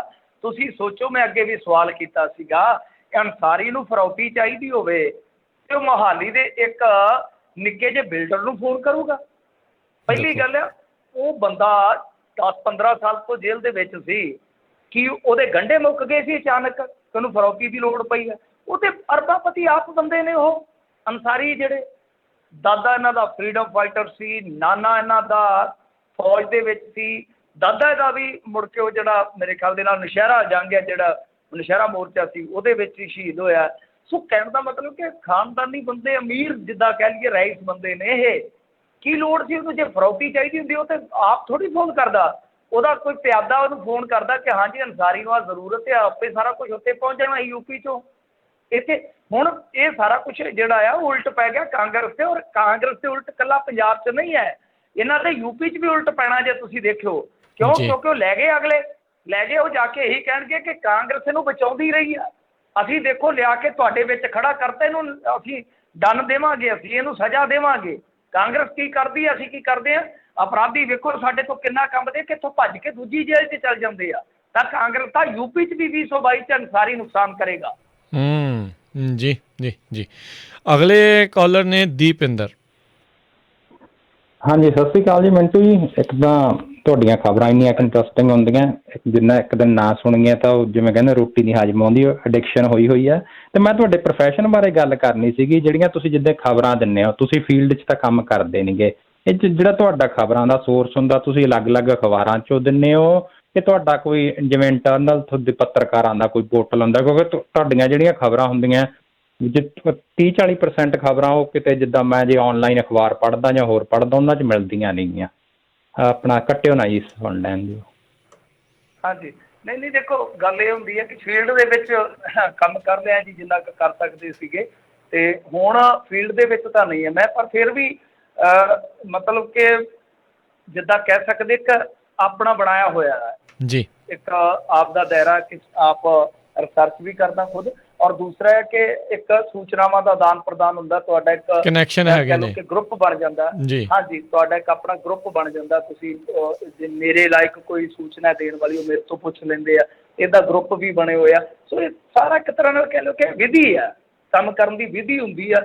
ਹੌਲੀ ਹੌਲੀ ਬੰਦਾ ਆਪਣੇ ਆਪ ਹੀ ਜਿਵੇਂ ਜਿਵੇਂ ਤੁਸੀਂ ਗਾਂਹ ਤੁਰੇ ਜਾਂਦੇ ਆ, ਜ਼ਿਆਦਾ ਤੁਸੀਂ ਪੜ੍ਹਦੇ ਹੋ, ਪਰ ਆਪ ਕਰਨਾ ਮੈਂ ਆਪਦੀ ਸਿਫਤ ਨਹੀਂ ਕਰਦਾ, ਪਰ ਮੈਨੂੰ ਇਸ ਗੱਲ ਦਾ ਜ਼ਰੂਰ ਮਾਣ ਆ ਕਿ ਮੈਂ ਰਿਸਰਚ ਅਤੇ ਸਟੱਡੀ ਵਾਲੇ ਮਾਮਲੇ 'ਚ ਕੋਈ ਕਸਰ ਨਹੀਂ ਛੱਡਦਾ। ਹਾਂ, ਰਹਿ ਜਾਂਦੀ ਹੋਵੇ ਤਾਂ ਵੱਖਰੀ ਗੱਲ ਹੈ। ਜੀ ਜੀ। ਨਾਲੇ ਦੇਖੋ ਜੀ, ਆਪਾਂ ਹਰ ਇੱਕ ਦਾ ਜਿਹੜਾ ਕਿੱਤਾ ਆ ਉਸ ਦੇ ਵਿੱਚ ਕਈ ਜਿਹੜੇ ਗੁੱਝੀਆਂ ਭੇਦ ਵੀ ਹੁੰਦੇ ਆ। ਹਰ ਇੱਕ ਚੀਜ਼ ਸਾਰਿਆਂ ਦੇ ਸਾਹਮਣੇ ਵੀ ਨਹੀਂ ਦੱਸੀ ਜਾਣੀ ਚਾਹੀਦੀ, ਕਿਉਂਕਿ ਕੱਲ੍ਹ ਨੂੰ ਆਪਾਂ ਦੇਖਣਾ ਵੀ ਆਪਾਂ ਵੀ ਆਪਣਾ ਕਿੱਤਾ ਵੀ ਬਚਾ ਕੇ ਰੱਖਣਾ ਆ ਅਤੇ ਆਪਣਾ ਕੰਮ ਵੀ ਜਿਹੜਾ ਨਾਲ ਬਖੂਬੀ ਕਰਨਾ। ਸੋਰਸਿਸ ਕਈ ਵਾਰੀ ਜਿਹੜੇ ਉਹ ਦੱਸੇ ਜਾਣੇ ਔਖੇ ਹੁੰਦੇ ਆ ਅਤੇ ਨਾਮੁਮਕਿਨ ਜਿਹੇ ਵੀ ਹੁੰਦੇ ਆ। ਤੁਸੀਂ ਉਹ ਬੰਦੇ ਨੂੰ ਜਿੱਦਾਂ ਕਹਿ ਦਿੰਦੇ ਹੁੰਦੇ ਨਾ, ਬਰਨ ਨਹੀਂ ਕਰਨਾ ਚਾਹੁੰਦੇ ਹੁੰਦੇ। ਹਾਂਜੀ ਹਾਂਜੀ, ਨਹੀਂ ਹਾਂਜੀ, ਸੋਰਸ ਤਾਂ ਕਈ ਵਾਰੀ ਹੁੰਦਾ ਕਿ ਹੁਣ ਕੁਛ ਚੀਜ਼ਾਂ ਸਾਨੂੰ ਪਾਰਟੀ ਦੇ ਵਿੱਚੋਂ ਵੀ ਦੱਸਦੇ ਆ। ਜੇ ਆਪਾਂ ਰਾਜਨੀਤਿਕ ਕੋਈ ਖਬਰ ਲੈਂਦੇ ਆ ਨਾ, ਤਾਂ ਉਹ ਸਾਨੂੰ ਪਾਰਟੀ ਦੇ ਬੰਦੇ ਨਹੀਂ ਕਿਸੇ ਨੇ ਦੱਸਿਆ ਹੁੰਦਾ ਜੀ। ਤਾਂ ਹੁਣ ਅਸੀਂ ਕਿਵੇਂ ਦੱਸ ਦਈਏ ਤੁਹਾਨੂੰ? ਕਈ ਵਾਰ ਪੁਲਸੀਆ ਖਬਰ ਜਿਹੜੀ ਹੈ ਉਹ ਆਪਾਂ ਰੇਡੀਓ ਤੇ ਪਹਿਲਾਂ ਕਰ ਦਿੰਦੇ, ਅਖਬਾਰ 'ਚ ਅਗਲੇ ਦਿਨ ਆਉਂਦੀ ਹੈ, ਉਹ ਇਸ ਤਰ੍ਹਾਂ ਪਹਿਲਾਂ ਹੀ ਆ ਜਾਂਦੀ ਹੈ ਸੋਰਸਸ ਤੋਂ ਨਿਕਲ ਕੇ, ਜਾਂ ਕਹਿ ਲਓ ਕਿ ਜਿਹੜੇ ਪੱਤਰਕਾਰ ਹੁੰਦੇ ਆ, ਜਿਹੜਾ ਉਹਨਾਂ ਦਾ ਆਪਣਾ ਇੱਕ ਦਾਇਰਾ ਹੁੰਦਾ, ਉਹ ਗਾਂ ਆ ਜਾਂਦੀ ਹੈ ਸੂਚਨਾ। ਸੋ ਉਹਨੂੰ ਰਿਵੀਲ ਨਹੀਂ ਕੀਤਾ ਜਾ ਸਕਦਾ। ਇਹ ਪੱਤਰਕਾਰਤਾ ਦਾ ਕਾਇਦਾ, ਔਰ ਕਾਨੂੰਨਨ ਇਹਨੂੰ ਇੱਕ ਕਹਿ ਲਓ ਕਿ ਪ੍ਰੋਟੈਕਸ਼ਨਿਜ਼ਮ ਵੀ ਮਿਲਿਆ ਹੋਇਆ ਕਿ ਕੋਰਟ ਵੀ ਤੁਹਾਡੇ ਤੋਂ ਨਹੀਂ ਪੁੱਛ ਸਕਦੀ। ਜੀ ਜੀ ਜੀ। ਜੱਸੀ ਗਿੱਲ, ਸਤਿ ਸ਼੍ਰੀ ਅਕਾਲ। ਹਾਂਜੀ, ਸਤਿ ਸ਼੍ਰੀ ਅਕਾਲ ਜੀ। ਰਾਜਕਾਨ ਸਤਿ ਸ਼੍ਰੀ ਅਕਾਲ। ਮਿੰਟੂ ਜੀ ਸਤਿ ਸ਼੍ਰੀ ਅਕਾਲ। ਸਾਰੇ ਸਰੋਤਿਆਂ ਨੂੰ ਸਤਿ ਸ਼੍ਰੀ ਅਕਾਲ। ਅੱਛਾ, ਅੱਜ 2 ਦਿਨ ਪਹਿਲਾਂ ਕੈਪਟਨ ਸਾਹਿਬ ਦੀ ਵੀਡੀਓ ਕਾਲ ਹੋਈ, ਆਪਣਾ ਗੱਲਬਾਤ ਹੋਈ ਆ ਮੋਦੀ ਸਾਹਿਬ ਦੇ ਨਾਲ, ਅਤੇ ਮਨਮੋਹਨ ਸਿੰਘ ਬੈਠੇ ਸੀ, ਹੋਰ ਵੀ ਕੁਝ ਬੈਠੇ ਸੀਗੇ। ਅੱਛਾ, ਇਹ ਕੈਪਟਨ ਸਾਹਿਬ ਨੇ ਉਹਨਾਂ ਤੋਂ 950 ਕਰੋੜ ਦਾ ਸਮਾਰਟ ਸਿਟੀ ਆ ਕੇ ਮੰਗ ਲਿਆ, ਅਤੇ ਕੀ ਗੱਲ ਕਿਸਾਨਾਂ ਦੀਆਂ ਮੰਗਾਂ ਵਾਸਤੇ ਨਹੀਂ ਕੁਝ ਕਹਿ ਸਕਦੇ ਸੀਗੇ ਕਿ ਸਿਰਫ ਚੋਣਾਂ ਵਾਸਤੇ ਪੈਸੇ ਮੰਗਣਾ ਸੀ ਇਹਨਾਂ ਦਾ? ਤੁਹਾਡਾ ਕੀ ਖਿਆਲ ਇਹਦੇ ਬਾਰੇ? ਥੈਂਕ ਯੂ ਜੀ। ਨਹੀਂ ਸਰ, ਮੈਂ ਤੁਹਾਨੂੰ ਇੱਕ ਚੀਜ਼ ਕਹਾਂ ਕਿ ਇਹ ਕੱਖ ਨਹੀਂ ਕਰਨ ਜੋਗੇ ਹੈਗੇ, ਬਸ ਇਹ ਮੰਗਣ ਜੋਗੇ ਹੀ ਆ। ਕਦੇ ਵਰਲਡ ਬੈਂਕ ਤੋਂ ਮੰਗ ਲਿਆ, ਕਦੇ ਵਰਲਡ ਗੁਰੂ ਤੋਂ। ਵਰਲਡ ਗੁਰੂ ਹੁਣ ਕੌਣ ਹੋਇਆ? ਵਿਸ਼ਵ ਗੁਰੂ, ਜਿਹੜੇ ਆਪਣੇ ਆਪ ਨੂੰ ਕਹਾਉਂਦੇ ਆ ਕਿ ਅਸੀਂ ਵਿਸ਼ਵ ਗੁਰੂ, ਤਾਂ ਇਹ ਨਰਿੰਦਰ ਮੋਦੀ ਹੋਰੀ। ਤਾਂ ਇਹਨਾਂ ਤੋਂ ਮੰਗ ਲਿਆ, ਕਦੇ ਕਿਸੇ ਤੋਂ ਮੰਗ ਲਿਆ, ਕਦੇ ਕਿਸੇ ਤੋਂ ਮੰਗ ਲਿਆ, ਕਟੋਰਾ ਫੜ ਕੇ ਕਦੇ ਇਸ ਦਰ ਪੇ ਕਦੀ ਉਸ ਦਰ ਪੇ। ਇਹੀ ਆ ਫਕੀਰ ਅਸਲੀ, ਤੇ ਉਹ ਤਾਂ ਨਕਲੀ ਫਕੀਰ ਲੱਗਦਾ, ਅਸਲੀ ਤੇ ਇਹ ਬਣੇ ਪਏ ਨੇ। ਦੂਜੀ ਗੱਲ ਇਹ ਆ ਕਿ ਗੁਰੂ ਤੇਗ ਬਹਾਦਰ ਜੀ ਦਾ ਜੋ ਇਹਨਾਂ ਨੇ ਮਨਾਉਣਾ 400ਵਾਂ ਮੇਰੇ ਖਿਆਲ ਦੇ ਨਾਲ ਪ੍ਰਕਾਸ਼ ਦਿਹਾੜਾ, ਤਾਂ ਉਹਦੇ 'ਚ 900 ਕਰੋੜ ਰੁਪਈਆ ਮੰਗੀ ਖਲੋਤੇ ਆ। ਇਹ ਮੈਨੂੰ ਦੱਸੋ ਕਿ ਕੀ ਉਹ ਅੱਗੇ ਜਿਹੜਾ ਆਪਾਂ ਦੇਖਿਆ ਸੀਗਾ ਗੁਰੂ ਨਾਨਕ ਜੀ ਦਾ ਮਨਾਇਆ ਸੀਗਾ ਇਹਨਾਂ ਨੇ, ਉਹਦੇ 'ਚ ਕੀ ਕੀਤਾ?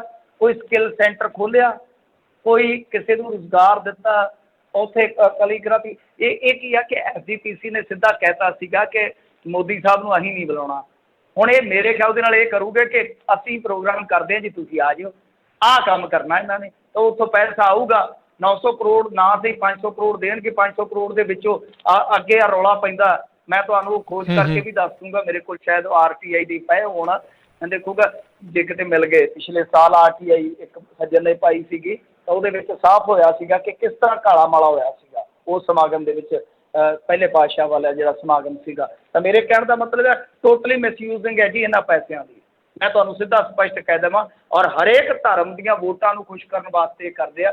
ਗੁਰੂ ਤੇਗ ਬਹਾਦਰ ਜੀ ਦੀਆਂ ਸਿੱਖਿਆਵਾਂ ਦਾ ਕੀ ਅਮਲ ਕਰਦੇ ਆ? ਗੁਰੂ ਨਾਨਕ ਜੀ ਦੀਆਂ ਸਿੱਖਿਆਵਾਂ ਦਾ ਇਹ ਅਮਲ ਕਰਦੇ? ਜੇ ਅਮਲ ਕਰਦੇ ਹੋਣ ਤੇ ਇੱਥੋਂ ਤੱਕ ਤਾਂ ਕਹਾਣੀ ਜਾਵੇ ਹੀ ਨਾ ਜਿੱਥੋਂ ਤੱਕ ਇਹ ਤਾਣੀ ਉਲਝਾ ਕੇ ਬੈਠੇ ਆ। ਸੋ ਸਾਰਾ ਇਹ ਜਿੱਦਾਂ ਕਹਿ ਲਈਓ ਕਿ ਇੱਕ ਤਾਂ ਵੋਟ ਪੱਕੀ ਕਰਨ ਦਾ ਪ੍ਰਬੰਧ ਆ, ਦੂਜਾ ਇਹ ਆ ਕਿ ਟੈਕਸ ਪੇਅਰਸ ਦੇ ਪੈਸੇ ਦੇ ਨਾਲ ਇਹ ਆਪਣੀਆਂ ਦੂਸਰੀਆਂ ਜਿਹੜੀਆਂ ਇਹਨਾਂ ਦੀਆਂ ਹੈਗੀਆਂ ਮਨਸੂਬੇ ਸਕੀਮਾਂ ਉਹ ਨੇਪਰੇ ਚਾੜ ਲੈਂਦੇ ਨੇ, ਹੋਰ ਕੱਖ ਨਹੀਂ ਹੈਗਾ। ਜੀ ਜੀ। ਅਗਲੇ ਕਾਲਰ ਬਲਬੀਰ ਜੀ, ਸਤਿ ਸ਼੍ਰੀ ਅਕਾਲ। ਹਾਂਜੀ ਸਤਿ ਸ਼੍ਰੀ ਅਕਾਲ ਦੋਨਾਂ ਵੀਰਾਂ ਨੂੰ। ਸਤਿ ਸ਼੍ਰੀ ਅਕਾਲ।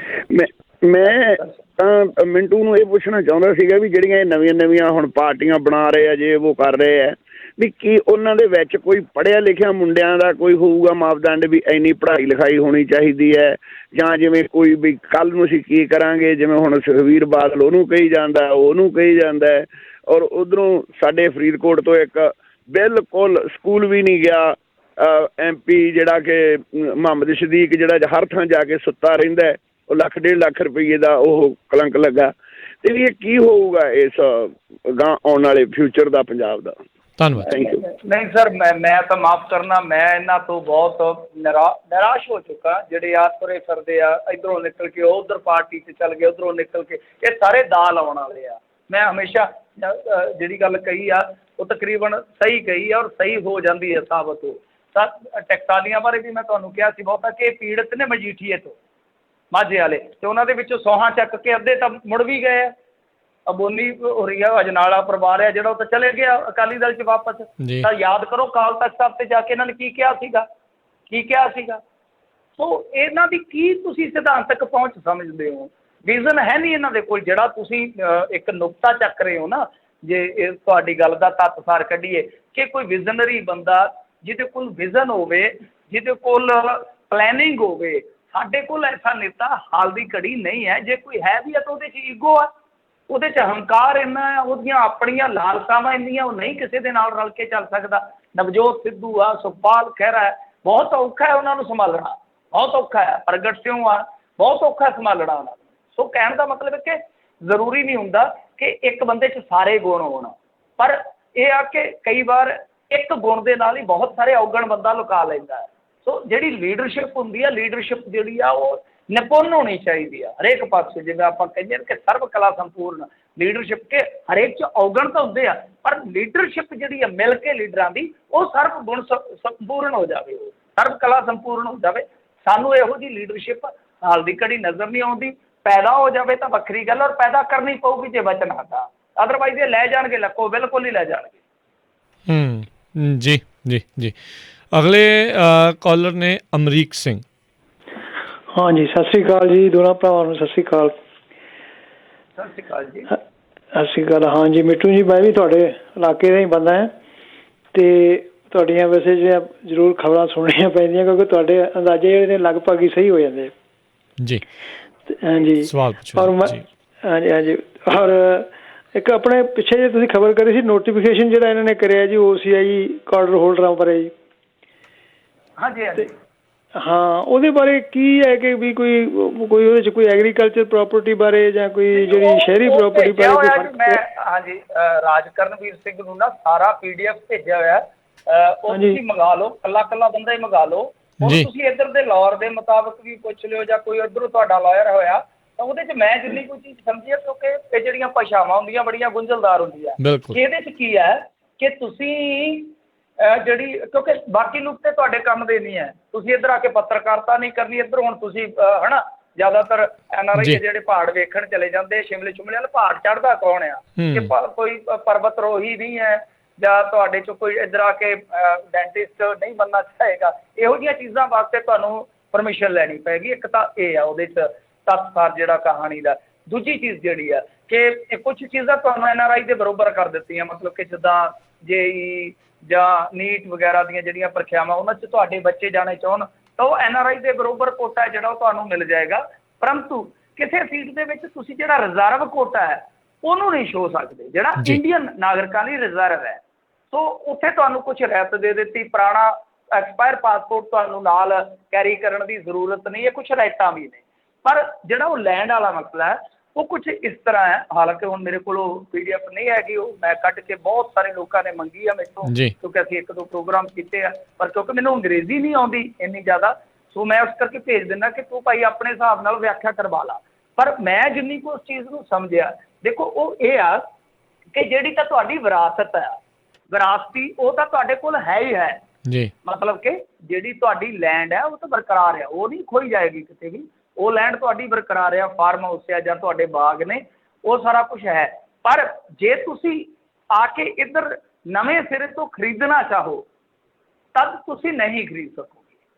ਬਸ ਆਹ ਕਹਾਣੀ ਹੈ, ਜੋ ਤੁਹਾਡੇ ਕੋਲ ਵਿਰਾਸਤੀ ਹੈ ਸੋ ਹੈ, ਕਿਉਂਕਿ ਜਿਹੜੇ ਤੁਹਾਡੇ 26 ਜਨਵਰੀ 1950 ਤੋਂ ਮੇਰੇ ਖਿਆਲ ਦੇ ਨਾਲ ਬਾਅਦ 'ਚ ਇੱਥੋਂ ਦਾ ਕੋਈ ਨਾਗਰਿਕ ਹੈ ਉਹਦੀ ਲਾਦ ਆ ਗਾ, ਉਹਦੀ ਲਾਦ ਆ ਗਾ, ਉਹਦੀ ਲਾਦ ਆ, ਉਹ ਸਾਰੇ OCI ਕਾਰਡ ਦੇ ਵਿੱਚ ਕਹਿ ਲਓ ਕਿ ਲਾਭਪਾਤਰੀ, ਉਹ ਸਾਰਾ ਤੁਹਾਨੂੰ ਪਤਾ ਹੀ ਆ, ਤਾਂ ਉਹਨਾਂ ਨੂੰ ਤਾਂ ਵਿਰਾਸਤੀ ਹਿੱਸਾ ਉਹ ਜਿਹੜੀਆਂ ਚੀਜ਼ਾਂ ਨੇ ਹੈ। ਪਰੰਤੂ ਸਮੱਸਿਆ ਇੱਥੇ ਇੱਕ ਇਹ ਆ ਕਿ ਹੁਣ ਦੇਖੋ ਪੇਂਡੂ ਬੰਦੇ ਨੂੰ ਤਾਂ ਤੁਹਾਨੂੰ ਇਹਨਾਂ ਨੇ ਇਸ ਚੀਜ਼ ਤੋਂ ਬਾਹਰ ਕਰ ਦਿੱਤਾ ਇਸ ਸਲਾਹ ਤੋਂ ਕਿ ਤੁਸੀਂ ਐਗਰੀਕਲਚਰ ਲੈਂਡ ਨਹੀਂ ਖਰੀਦੋਗੇ, ਫਾਰਮ ਹਾਊਸ ਨਹੀਂ ਖਰੀਦੋਗੇ ਔਰ ਬਾਗ ਨਹੀਂ ਖਰੀਦੋਗੇ।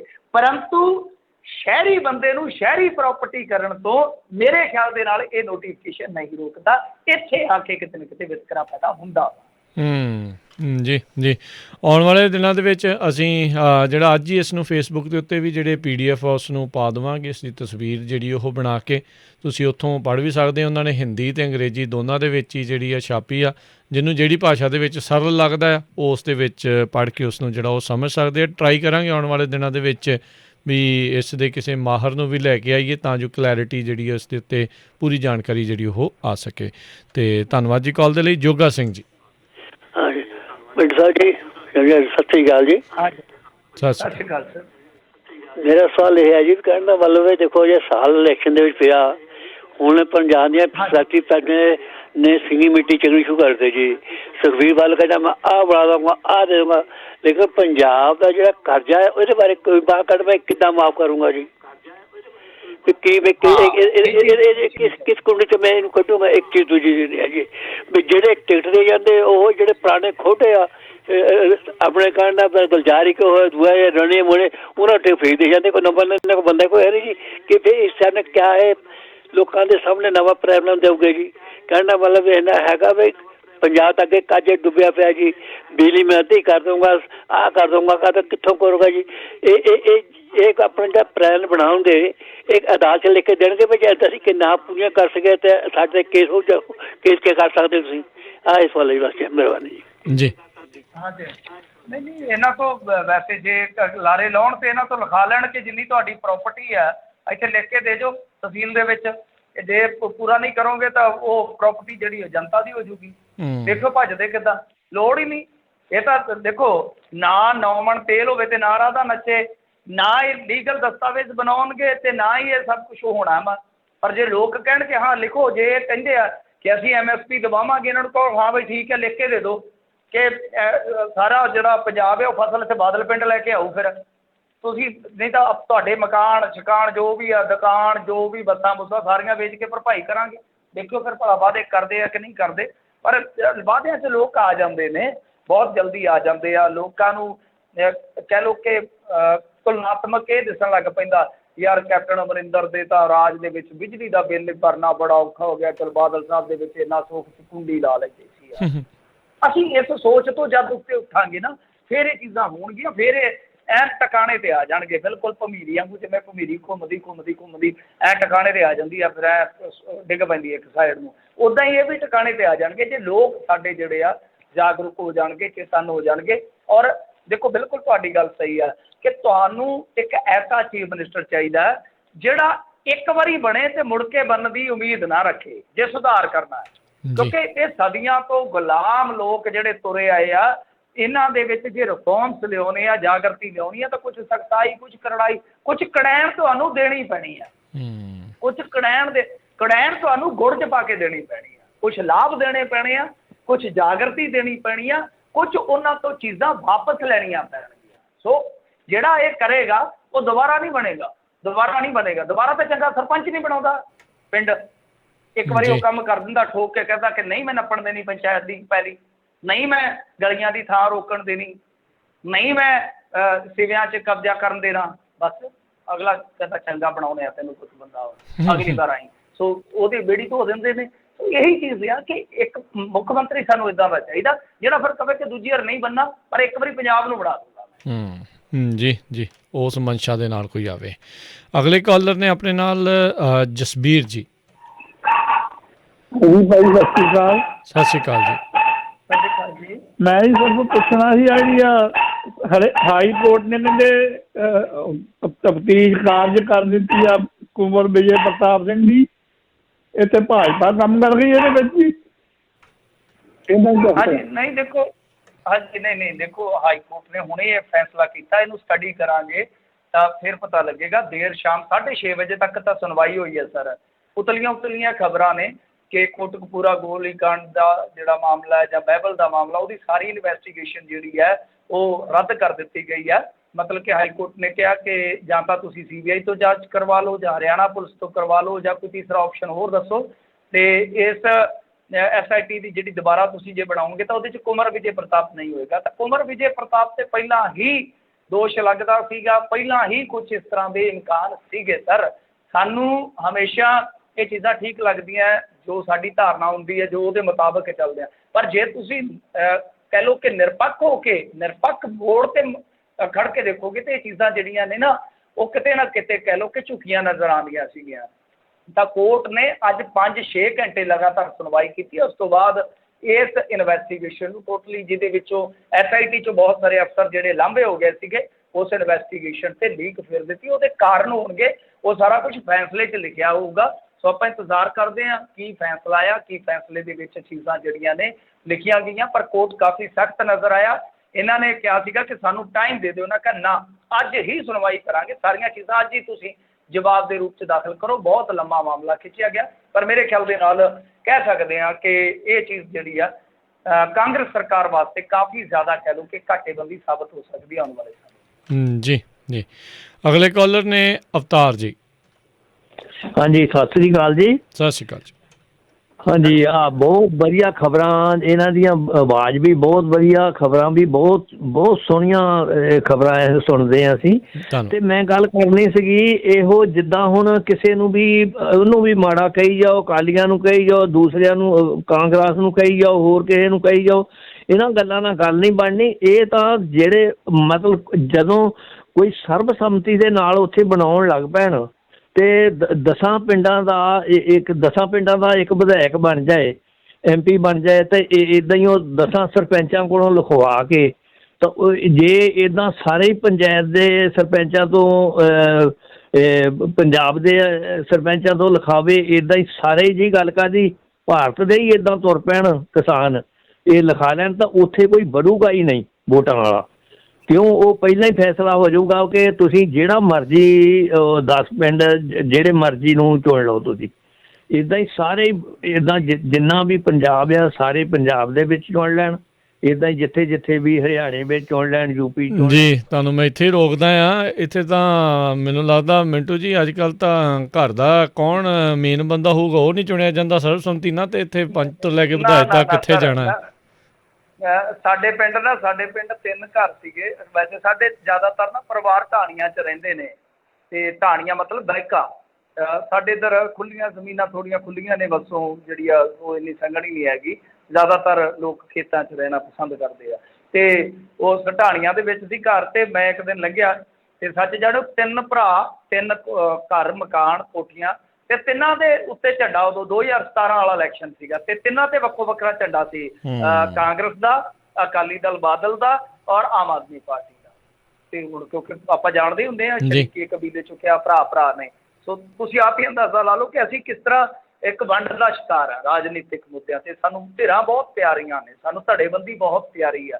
ਪਰ ਮੇਰੇ ਖਿਆਲ ਦੇ ਨਾਲ ਠੀਕ ਹੈ, ਧੜੇਬੰਦੀ ਜੋ ਮਰਜ਼ੀ ਰੱਖ ਲਓ, ਪਰ ਸਾਨੂੰ ਵਿਕਾਸ ਨੂੰ ਤਰਜੀਹਾਂ ਦੇਣੀਆਂ ਪੈਣਗੀਆਂ ਕਿ ਸਾਡੀ ਡਿਵੈਲਪਮੈਂਟ ਕਿੱਦਾਂ ਹੋ ਸਕਦੀ ਆ, ਅਸੀਂ ਕ੍ਰਾਈਸਿਸ 'ਚੋਂ ਕਿੱਦਾਂ ਨਿਕਲ ਸਕਦੇ ਹਾਂ। ਜਦੋਂ ਇਹ ਚਿੰਤਨ ਕਰਾਂਗੇ ਤਾਂ ਫਿਰ ਮੇਰੇ ਖਿਆਲ ਦੇ ਨਾਲ ਜੇ ਅਸੀਂ ਧੜੇ 'ਚ ਵੀ ਰਵਾਂਗੇ ਤਾਂ ਉੱਥੇ ਵੀ ਅਸੀਂ ਪੂਰੀ ਤੜੀ ਰੱਖ ਕੇ ਰਹਾਂਗੇ ਕਿ ਬਾਈ ਮਿੱਤਰਾ ਜੇ ਤਾਂ ਕਰਨੀ ਹੈ ਕੰਮ ਦੀ ਗੱਲ ਤੇਰੇ ਨਾਲ ਖੜੇ ਆ, ਨਹੀਂ ਤਾਂ ਤੋਤਿਆਂ ਨੂੰ ਬਾਗ ਬਥੇਰੇ ਆ ਭਾਈ। ਜੀ ਜੀ ਜੀ। ਤੇ ਅਗਲੇ ਕਾਲਰ ਅਮਰਜੀਤ ਸਿੰਘ ਬੈਂਸ।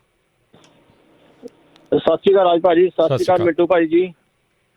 ਸਤਿ ਸ਼੍ਰੀ ਅਕਾਲ ਸਰ। ਸਤਿ ਸ਼੍ਰੀ ਅਕਾਲ ਭਾਜੀ। ਮੈਂ ਕਿਸਾਨਾਂ ਨੂੰ ਸਪੋਰਟ ਕਰਦਾ 100%, ਪਰ ਜਿਹੜਾ ਮੈਂ ਕੁਐਸਚਨ ਪੁੱਛਣਾ ਮੇਬੀ ਲੋਕ ਲਾਈਕ ਨਾ ਕਰਨ ਨਾ, ਜਿੱਦਾਂ ਆਪਾਂ ਕਦੇ ਕਹਿ ਦਿੱਤਾ ਵੀ ਕਰਜ਼ੇ ਮਾਫ ਹੋਣੇ ਚਾਹੀਦੇ ਆ ਨਾ, ਇਹ ਕਸੂਰ ਆਪਣਾ ਵੀ ਆ। ਜਦੋਂ ਆਪਾਂ ਕਰਜ਼ਾ ਚੱਕ ਲੈਂਦੇ ਆ, ਆਪਾਂ ਨੂੰ ਜਦੋਂ ਕਰਜ਼ਾ ਆਪਾਂ ਚੱਕੀਦਾ ਆਪਾਂ ਨੂੰ ਪਹਿਲਾਂ ਦੇਖਣਾ ਚਾਹੀਦਾ ਵੀ ਆਪਣੀ ਇਨਕਮ ਕਿੰਨੀ ਆ ਕਿ ਆਪਣੇ ਖਾਤੇ ਕਿੰਨੇ ਆ, ਵੀ ਆਪਣੇ ਕਿਸ਼ਤਾਂ ਜਿਹੜੇ ਕਰਜ਼ੇ ਦੀ ਹੋਣੀ ਆ ਉਸ ਹਿਸਾਬ ਨਾਲ ਆਪਾਂ ਨੂੰ ਕਰਜ਼ੇ ਚੱਕਣੇ ਚਾਹੀਦੇ ਆ। ਜੇ ਆਪਾਂ ਕਹਿ ਦਈਏ ਆਪਾਂ ਕਰਜ਼ਾ ਚੱਕ ਲਈ ਆਪਾਂ ਉਹਨੂੰ ਮਾਫ ਕਰ ਦਿਓ, ਇਹ ਮੇਰੀ ਗੱਲ ਸਹੀ। ਜਿੱਦਾਂ ਪਹਿਲੀ ਗੱਲ, ਜੇ ਕਰਜ਼ੇ ਚੱਕੇ ਆ ਆਪਣਾ ਕਸੂਰ ਵੀ ਹੁੰਦਾ, ਆਪਾਂ ਨੂੰ ਪਹਿਲਾਂ ਦੇਖਣੀ ਚਾਹੀਦੀ ਆਪਣੀ ਵੀ ਇਨਕਮ ਕਿੰਨੀ ਆ, ਵੀ ਆਪਣਾ ਖਰਚਾ ਕਿੰਨਾ, ਉਸ ਹਿਸਾਬ ਨਾਲ ਕਰਜ਼ੇ ਚੱਕਣੇ ਚਾਹੀਦਾ। ਜੇ ਆਪਾਂ ਖਾਤੇ ਜ਼ਿਆਦਾ ਹੋ ਜਾਣ ਕਰ ਲਈਏ, ਇਨਕਮ ਥੋੜੀ ਹੋਵੇ, ਫਿਰ ਆਪਣੇ ਕਰਜ਼ੇ ਦੇ ਨਹੀਂ ਹੋਣੇ ਆਪਣੇ ਕੋਲ। ਜੇ ਆਪਾਂ ਕਹਿ ਦਈਏ ਵੀ ਕਰਜ਼ੇ ਆਪਾਂ ਨੂੰ ਮਾਫ ਹੋਣੇ ਚਾਹੀਦੇ, ਇਹ ਆਪਣਾ ਵੀ ਕਸੂਰ ਆ ਨਾ। ਧੰਨਵਾਦ ਜੀ, ਥੈਂਕ ਯੂ ਜੀ। ਨਹੀਂ ਸਰ, ਮੈਂ ਕਬੀਲਦਾਰ ਹਾਂ ਤੇ ਮੇਰੀ ਕਬੀਲਦਾਰੀ ਬਹੁਤ ਵੱਡੀ ਕਬੀਲਦਾਰੀ ਹੈ। ਮੈਂ ਇੱਥੇ ਦੱਸਣਾ ਨਹੀਂ ਚਾਹੁੰਦਾ ਮਾਈਕ 'ਤੇ ਕਿ ਮੈਂ ਮਤਲਬ ਕਿ ਕਿੰਨੇ ਕੁ ਜੀਆਂ ਨੂੰ ਸੰਭਾਲਦਾ ਵਾਂ। ਮੇਰਾ ਜੀ ਨਹੀਂ ਕਰਦਾ ਕਿ ਮੈਂ ਕਰਜ਼ਾ ਚੁੱਕਾਂ, ਪਰ ਕਈ ਵਾਰ ਚੁੱਕਣਾ ਪੈਂਦਾ, ਮਜਬੂਰੀ 'ਚ ਚੁੱਕਣਾ ਪੈਂਦਾ, ਸਾਨੂੰ ਲੈਣਾ ਪੈਂਦਾ, 100 ਜਫਰ ਚੱਲਣੇ ਪੈਂਦੇ। ਚਲੋ ਮੇਰਾ ਤਾਂ ਦਾਇਰਾ ਚਲੋ ਵੱਡਾ, ਮੈਂ ਆਪਦੇ ਯਾਰਾਂ ਦੋਸਤਾਂ ਤੋਂ ਫੜ ਲੈਂਦਾ ਅਤੇ ਫਿਰ ਬਿਨਾਂ ਵਿਆਜ ਤੋਂ ਚਲੋ ਮੋੜ ਦਿੰਦਾ। ਮੈਂ ਤੁਹਾਨੂੰ ਇੱਕ ਕਬੀਲਦਾਰ ਦੀ ਕਹਾਣੀ ਸੁਣਾਉਂਦਾ। ਕਿਹਦਾ ਮਨ ਨਹੀਂ ਕਰਦਾ ਕਿ ਉਹਦਾ ਬੇਟਾ ਅੱਛੇ ਸਕੂਲ 'ਚ ਨਾ ਪੜ੍ਹੇ, ਕਿਹਦਾ ਜੀ ਨਹੀਂ ਕਰਦਾ ਕਿ ਉਹਦੀ ਬੇਟੀ ਦੀ ਸ਼ਾਦੀ ਯਾਰ ਵਧੀਆ ਢੰਗ ਨਾਲ ਹੋ ਜਾਵੇ, ਕਿਹਦਾ ਜੀ ਨਹੀਂ ਕਰਦਾ ਕਿ ਉਹਦਾ ਬੱਚਾ ਕੈਨੇਡਾ ਅਮਰੀਕਾ 'ਚ ਨਿਕਲ ਜਾਵੇ। ਹੁਣ ਫਿਰ ਜੇ ਇਹ ਗੱਲ ਆਪਾਂ ਕਰਾਂਗੇ ਤਾਂ ਫਿਰ ਤਾਂ ਸਾਨੂੰ ਸਟੱਡੀ ਲੋਨ ਵੀ ਨਹੀਂ ਲੈਣੇ ਚਾਹੀਦੇ, ਕਿਉਂਕਿ ਸਟੱਡੀ ਲੋਨ ਲੈ ਕੇ ਵੀ ਤਾਂ ਕਈ ਵਾਰ ਬੱਚਾ ਜਿਹੜਾ ਉਹ ਕਈ ਵਾਰ ਅਨਫੋਰਚੂਨੇਟਲੀ ਬਾਹਰ ਜਾ ਕੇ ਕਾਮਯਾਬ ਨਹੀਂ ਹੁੰਦਾ। ਫਿਰ ਤਾਂ ਉੱਥੇ ਵੀ ਕਿੰਤੂ ਪਰੰਤੂ ਹੋਣਾ ਚਾਹੀਦਾ। ਫਿਰ ਤਾਂ ਜਿਹੜੇ ਉਦਯੋਗਪਤੀ ਵੱਡੇ ਵੱਡੇ ਕਾਰਪੋਰੇਟ ਕਰਜ਼ੇ ਲੈਂਦੇ ਨੇ, ਮੁੜ ਕੇ NPA ਹੋ ਜਾਂਦੇ, ਡਿਫਾਲਟ ਕਰ ਜਾਂਦੇ ਆ। ਇਹ ਕਿਸਾਨ ਤੇ ਵਿਚਾਰਾ 60,000 ਦਾ 70,000 ਦਾ ਕਰਜ਼ਾ ਲੈ ਕੇ ਤੇ ਇਹਦੀ ਤੇ ਨੋਟਿਸ ਬੋਰਡ ਤੇ ਫੋਟੋ ਵੀ ਲੱਗ ਜਾਂਦੀ ਆ, ਘਰ ਦੇ ਅੱਗੇ ਕੁਰਕੀ ਦਾ ਨੋਟਿਸ ਵੀ ਲੱਗ ਜਾਂਦਾ ਹੈ। ਜ਼ਮੀਨ ਉਹ ਆਪਦੀ ਜਿਹੜੀ ਬੇਸ਼ਕੀਮਤੀ ਜ਼ਮੀਨ ਉਹ ਗਹਿਣੇ ਪਾ ਕੇ ਕਰਜ਼ਾ ਲੈਂਦਾ, ਕੋਈ ਉਹਨੂੰ ਮੁਫਤ 'ਚ ਕਰਜ਼ਾ ਨਹੀਂ ਦਿੰਦਾ। ਤਾਂ ਬਾਅਦ ਦੇ ਵਿੱਚ ਕਾਰਪੋਰੇਟ ਵਾਲੇ ਤਾਂ ਕੱਖ ਵੀ ਨਹੀਂ ਦਿੰਦੇ ਇਹਨਾਂ ਨੂੰ, ਉਹ ਤਾਂ ਭੱਜ ਵੀ ਜਾਂਦੇ, UK 'ਚ ਜਾ ਕੇ ਸੀਪ ਖੇਡਣ ਲੱਗ ਜਾਂਦੇ, ਜਾ ਕੇ 4-4 ਇਕੱਠੇ ਹੋ ਕੇ। ਤਾਂ ਜਿਹੜਾ ਕਿਸਾਨ ਆ, ਕਿਸਾਨ ਦਾ ਕੀ ਆ ਸੰਕਟ ਕਿ ਕਈ ਵਾਰੀ ਉਹਦਾ ਗੱਡਾ ਫਸ ਜਾਂਦਾ ਹੈ। ਮਸਲਨ 2-3 ਕਿੱਲਿਆਂ ਵਾਲਾ ਬੰਦਾ ਉਹ ਵਾਹੀ ਕਰ ਰਿਹਾ, ਅਚਾਨਕ ਕੋਈ ਕੁਦਰਤੀ ਵਿਪਤਾ ਪੈ ਗਈ, ਫਸਲ ਸਮੇਂ ਮਾਰ ਹੋ ਗਈ, ਉਹਨੂੰ ਕਰਜ਼ਾ ਚੱਕ ਕੇ ਗਾਂ ਜ਼ਿੰਦਗੀ ਰੇੜਨੀ ਪੈਣੀ ਆ ਨਾ। ਇੱਦਾਂ ਵੀ ਕਰਜ਼ਾ ਚੁੱਕਿਆ ਜਾਂਦਾ। ਕਰਜ਼ਾ ਹਰੇਕ ਬੰਦਾ ਦਾ ਸ਼ੌਂਕ, ਹਾਂ ਠੀਕ ਆ, ਕੁਛ ਲੋਕਾਂ ਦਾ ਸਰਕਲ ਇੱਦਾਂ ਚੱਲਦਾ। ਹੁਣ ਸੁਖਪਾਲ ਸਿੰਘ ਖਹਿਰਾ ਵੀ ਕਹਿੰਦਾ ਮੇਰੇ ਤੇ 2 ਕਰੋੜ ਰੁਪਈਏ ਦਾ ਕਰਜ਼ਾ ਭਾਈ, ਮੈਂ ਲਿਮਟਾਂ ਲਈਆਂ ਨੇ। ਵੱਡਿਆਂ ਦੀਆਂ ਵੱਡੀਆਂ ਸਿਰ ਪੀੜਾਂ ਹੈਗੀਆਂ, ਪਰ ਮੈਂ ਤੁਹਾਨੂੰ ਛੋਟੇ ਦੀ ਕਹਾਣੀ ਸੁਣਾ ਰਿਹਾ। ਜਿਹੜਾ ਕਿਸਾਨ ਖੁਦਕੁਸ਼ੀਆਂ ਵਾਲਾ ਮਾਮਲਾ ਹੈ ਨਾ ਭਾਜੀ, ਕਦੇ ਗੌਰ ਕਰਿਓ ਕਿ ਕਿਸਾਨ ਖੁਦਕੁਸ਼ੀ ਜ਼ਿਆਦਾ ਕਿਉਂ ਕਰਦਾ ਹੈ। ਨੀਰਵ ਮੋਦੀ ਕਿਉਂ ਨਹੀਂ ਕਰਦਾ, ਵਿਜੇ ਮਾਲੀਆ ਕਿਉਂ ਨਹੀਂ ਕਰਦਾ, ਅਨਿਲ ਅੰਬਾਨੀ ਫੇਲ ਹੋਇਆ ਬਿਜ਼ਨਸਮੈਨ ਕਿਉਂ ਨਹੀਂ ਕਰਦਾ? ਕਿਉਂ? ਕਦੇ ਸੋਚਿਓ, ਐਨ ਇੱਕ ਕਮਰੇ 'ਚ ਬਹਿ ਕੇ ਪੀਸ ਨਾਲ ਸੋਚਿਓ ਕਿਉਂ? ਕਿਉਂਕਿ ਕਿਸਾਨ ਸਵੈਮਾਨੀ ਹੈ, ਉਹਦਾ ਸਵੈਮਾਨ ਆ। ਕਰਜ਼ਾ ਮਾਰੀ ਦਾ ਚੱਕਦਾ, ਗਰਜ਼ ਦੇ ਵਿੱਚ ਚੱਕਦਾ, ਪਰ ਜਦੋਂ ਉਹਨੂੰ ਰੁਸਵਾ ਕੀਤਾ ਜਾਂਦਾ, ਜਦੋਂ ਆ ਕੇ ਉਹਦੀਆਂ ਕਹਿ ਲਓ ਕਿ ਜੋ ਵਸੀਲੇ ਦੀਆਂ ਚੀਜ਼ਾਂ ਹੁੰਦੀਆਂ ਖੋਹੀਆਂ ਜਾਂਦੀਆਂ ਜਾਂ ਉਹਦੀ ਆ ਕੇ ਬਦਖੋਹੀ ਕੀਤੀ ਜਾਂਦੀ ਹੈ, ਤਦ ਉਹਨੂੰ ਕੋਈ ਬਦਲ ਨਜ਼ਰ ਨਹੀਂ ਆਉਂਦਾ, ਉਹ ਮਰ ਜਾਂਦਾ। ਸੋ ਕਰਜ਼ਾ ਜਿਹੜਾ ਲੈਣਾ ਖੁਸ਼ੀ ਨਹੀਂ, ਤੁਸੀਂ ਉਹਨੂੰ ਚੰਗੇ ਭਾਅ ਦਿਓ, ਕਰਜ਼ਾ ਲੈਣ ਦੀ ਜ਼ਰੂਰਤ ਹੀ ਨਾ ਪਵੇ। ਜੀ ਜੀ, ਬਹੁਤ ਬਹੁਤ ਸ਼ੁਕਰੀਆ ਮਿੰਟੂ ਜੀ। ਸਮਾਂ ਆਪਣੇ ਦੇ ਪ੍ਰੋਗਰਾਮ ਦਾ ਸਮਾਪਤ ਆ। ਮਿਲਦੇ ਹਾਂ ਜੀ ਕੱਲ੍ਹ ਨੂੰ ਫਿਰ, ਅਤੇ ਧੰਨਵਾਦ। ਸਤਿ ਸ਼੍ਰੀ ਅਕਾਲ ਜੀ। ਸਤਿ ਸ਼੍ਰੀ ਅਕਾਲ ਜੀ। ਤੇ ਸਰੋਤਿਓ, ਇੱਥੇ ਸਾਡਾ ਅੱਜ ਦਾ ਪ੍ਰੋਗਰਾਮ ਸਮਾਪਤ ਹੈ। ਮਿਲਦੇ ਹਾਂ ਅਗਲੀ ਵਾਰ ਤੱਕ ਲਈ ਮੇਰੇ ਵੱਲੋਂ ਵੀ ਤੁਹਾਨੂੰ ਸਭ ਨੂੰ ਪਿਆਰ ਸਤਿਕਾਰ ਸਹਿਤ ਸਤਿ ਸ਼੍ਰੀ ਅਕਾਲ। ਸੁਣਦੇ ਰਹੋ ਪੰਜਾਬੀ ਰੇਡੀਓ USA।